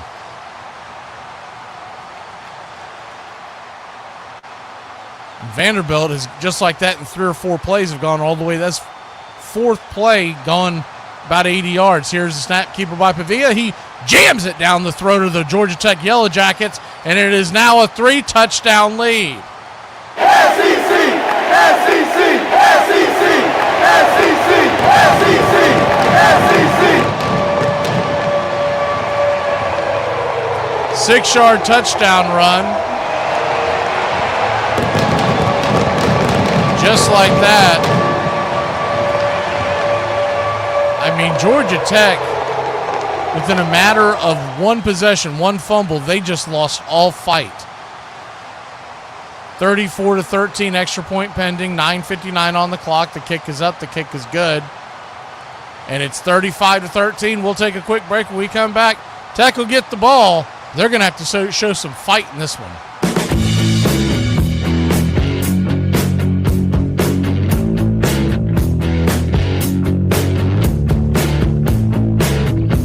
Y'all, I'm sorry, but you cannot be a fully grown adult blaming your actions on the zodiac sign. Today, my son asked, "Can I have a bookmark?" I burst into tears. 11 years old, and he still doesn't know my name is Logan. I'm just not going to have a man's baby just to have a man's baby. Well, this is a nice change, a generational pace. If a man wants me to have his baby, I have 2 requirements. As long as one of those requirements is you both actually like each other. You're going to get a tattoo of my face on your body because it's a body for a body. My body's going to change forever. Your body's going to change forever. And the slippery slope begins. And my push present is either a car or a house, preferably both. Push present? Like a gift for giving birth? Because you already got that. It's called a baby. You're going to have to find a way to crank that infant up and drive. And Fox's partner on the infield, shortstop Louis Aparicio, was turning heads with his spectacular play. This is the truth. Once in a while, I'm playing center field and I should be doing something, but I'd stand there in awe of a play that Louis made. Aparicio teamed with Fox to become the league's best double play combination. And as the team's leadoff hitter, little Louis also ignited the offense with his quick bat and quick feet. Louis, you do many things well, but I think a lot of the folks come out to see you get the jump on the pitcher and get those stolen bases. He stole 56 bases, which was a groundbreaking number in Major League Baseball. He really brought the stolen base back into the game. Aparicio set the tone for, hey, this is what a leadoff hitter should be. Together, Aparicio and Fox perfected the art of small ball. Louis getting a single, somehow got the second, Nelly got a ground ball to get him a third, and I'd hit a fly ball. That's how we scored a lot of runs. Braves Country Radio, your home for the classic call of Braves Country Baseball.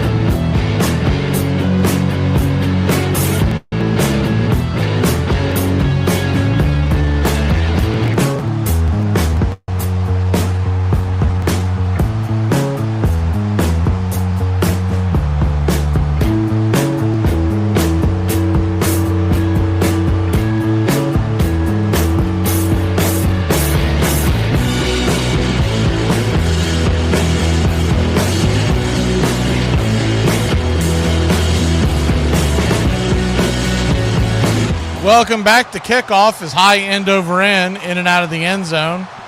That's where Georgia Tech will take over. Rain coming down pretty hard now, 9:59 on the clock. Vanderbilt leads this one, 35-13.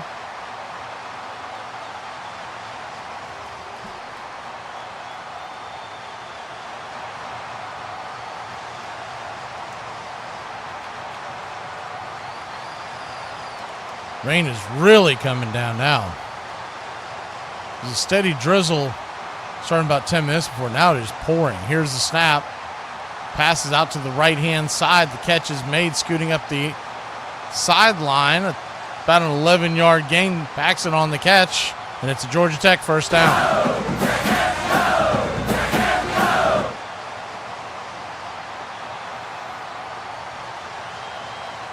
35-13. Here's the snap. Drops back to pass. Fires it over to the middle. Ball is caught. And trying to elude three tacklers, sliding to the ground, gaining about 4 yards, was Jamal Haynes. It'll be second and about 6.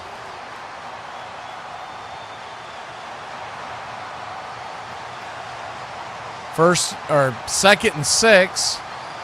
Ball on the 41-yard line.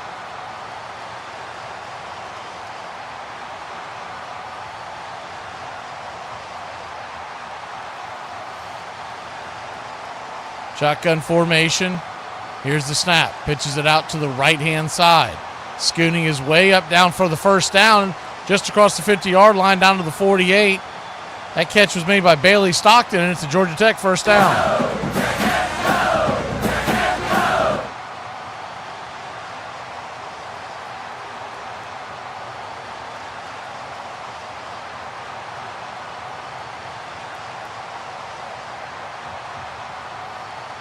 Shotgun formation, pitch out to the left-hand side. Here's the run by Alexander. He's got nothing on the ground all day long. Loss of about a half a yard. It'll be second down. They continue to try to get him carries, but he just does not have the elusiveness that Jamal Haynes has. Haynes has had a pretty good day. Jamal Haynes, by the way, 90 yards rushing and 21 through the air, so he's over 100, 111 on the day. Total offense. Here's the snap. Drops back to pass, getting rushed. Dumps it over the middle. Low pass. Drops to the ground. Intended receiver was Haynes. It'll be third and about 10. 7:56 on the clock. That rain is really coming down now.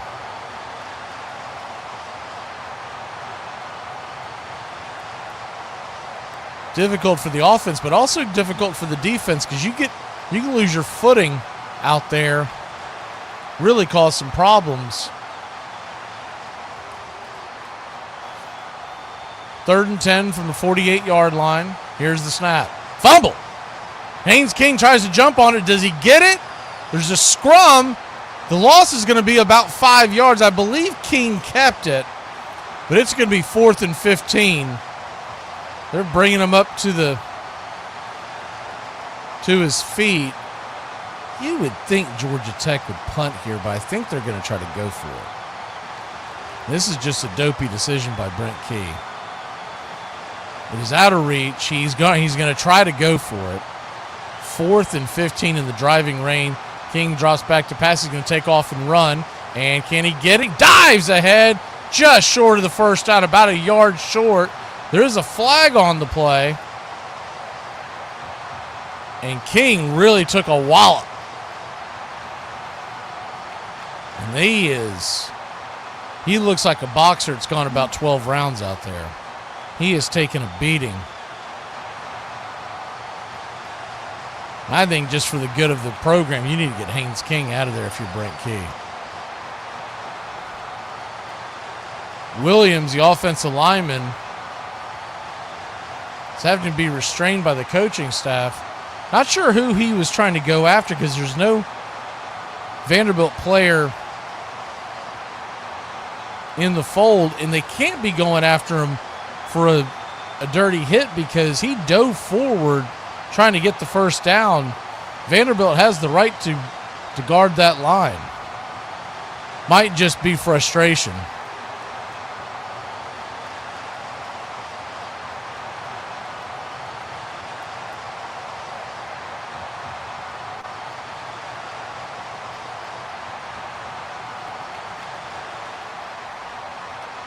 We're going to get a personal foul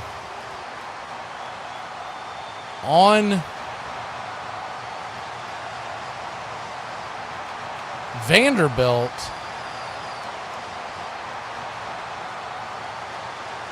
I think they're saying it was a shot to the head, but unless I'm missing something,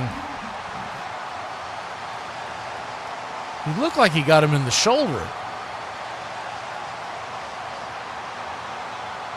They're going to review this. That was not a dirty hit by any stretch of the imagination. But that's been this umpiring crew, this referee crew all day long. They've given just terrible calls. Most of them have been against Georgia Tech, but this one's against Vanderbilt. They're trying to call it on number 1, the defensive back, C.J. Taylor, who had the interception earlier, And that is a perfect tackle. He led with his shoulder. He hit him in the shoulder. That's a terrible call. There's just no other way around it. That's a terrible call.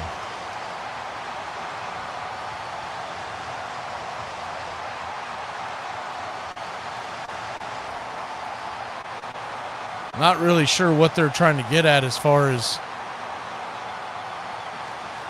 that being an illegal hit. That's what they're claiming. That's just a bad call. That's a bad call.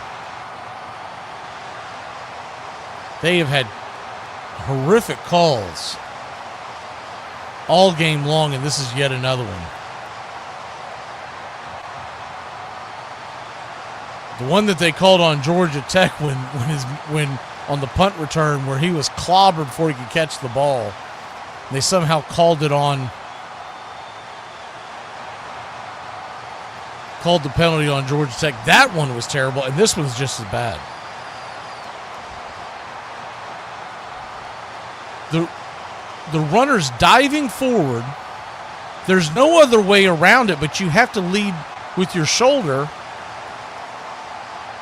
And so what they're basically saying is they are... What do we have here? There's a bunch of play... Are they calling a lightning delay or whatnot?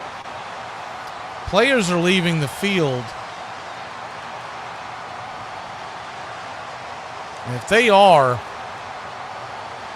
we're going to send it back to studio with the radio call. And we will see you next time, because this game is just about wrapped up, and by the time they come back, we will have lost the feed. There's no point of staying on. 35-13, that's essentially going to be the final. Vanderbilt will win this one. Birmingham Bowl. Biggest takeaway you get from this game is a terrible job by the referees, and 7:17 on the clock. They'll just kind of drain it out as the game goes by. Y'all have a great one. Happy New Year, y'all. Vanderbilt wins the Birmingham Bowl. With 7 minutes on the clock, they're calling a lightning delay. They could be gone for an hour, so not worth staying around.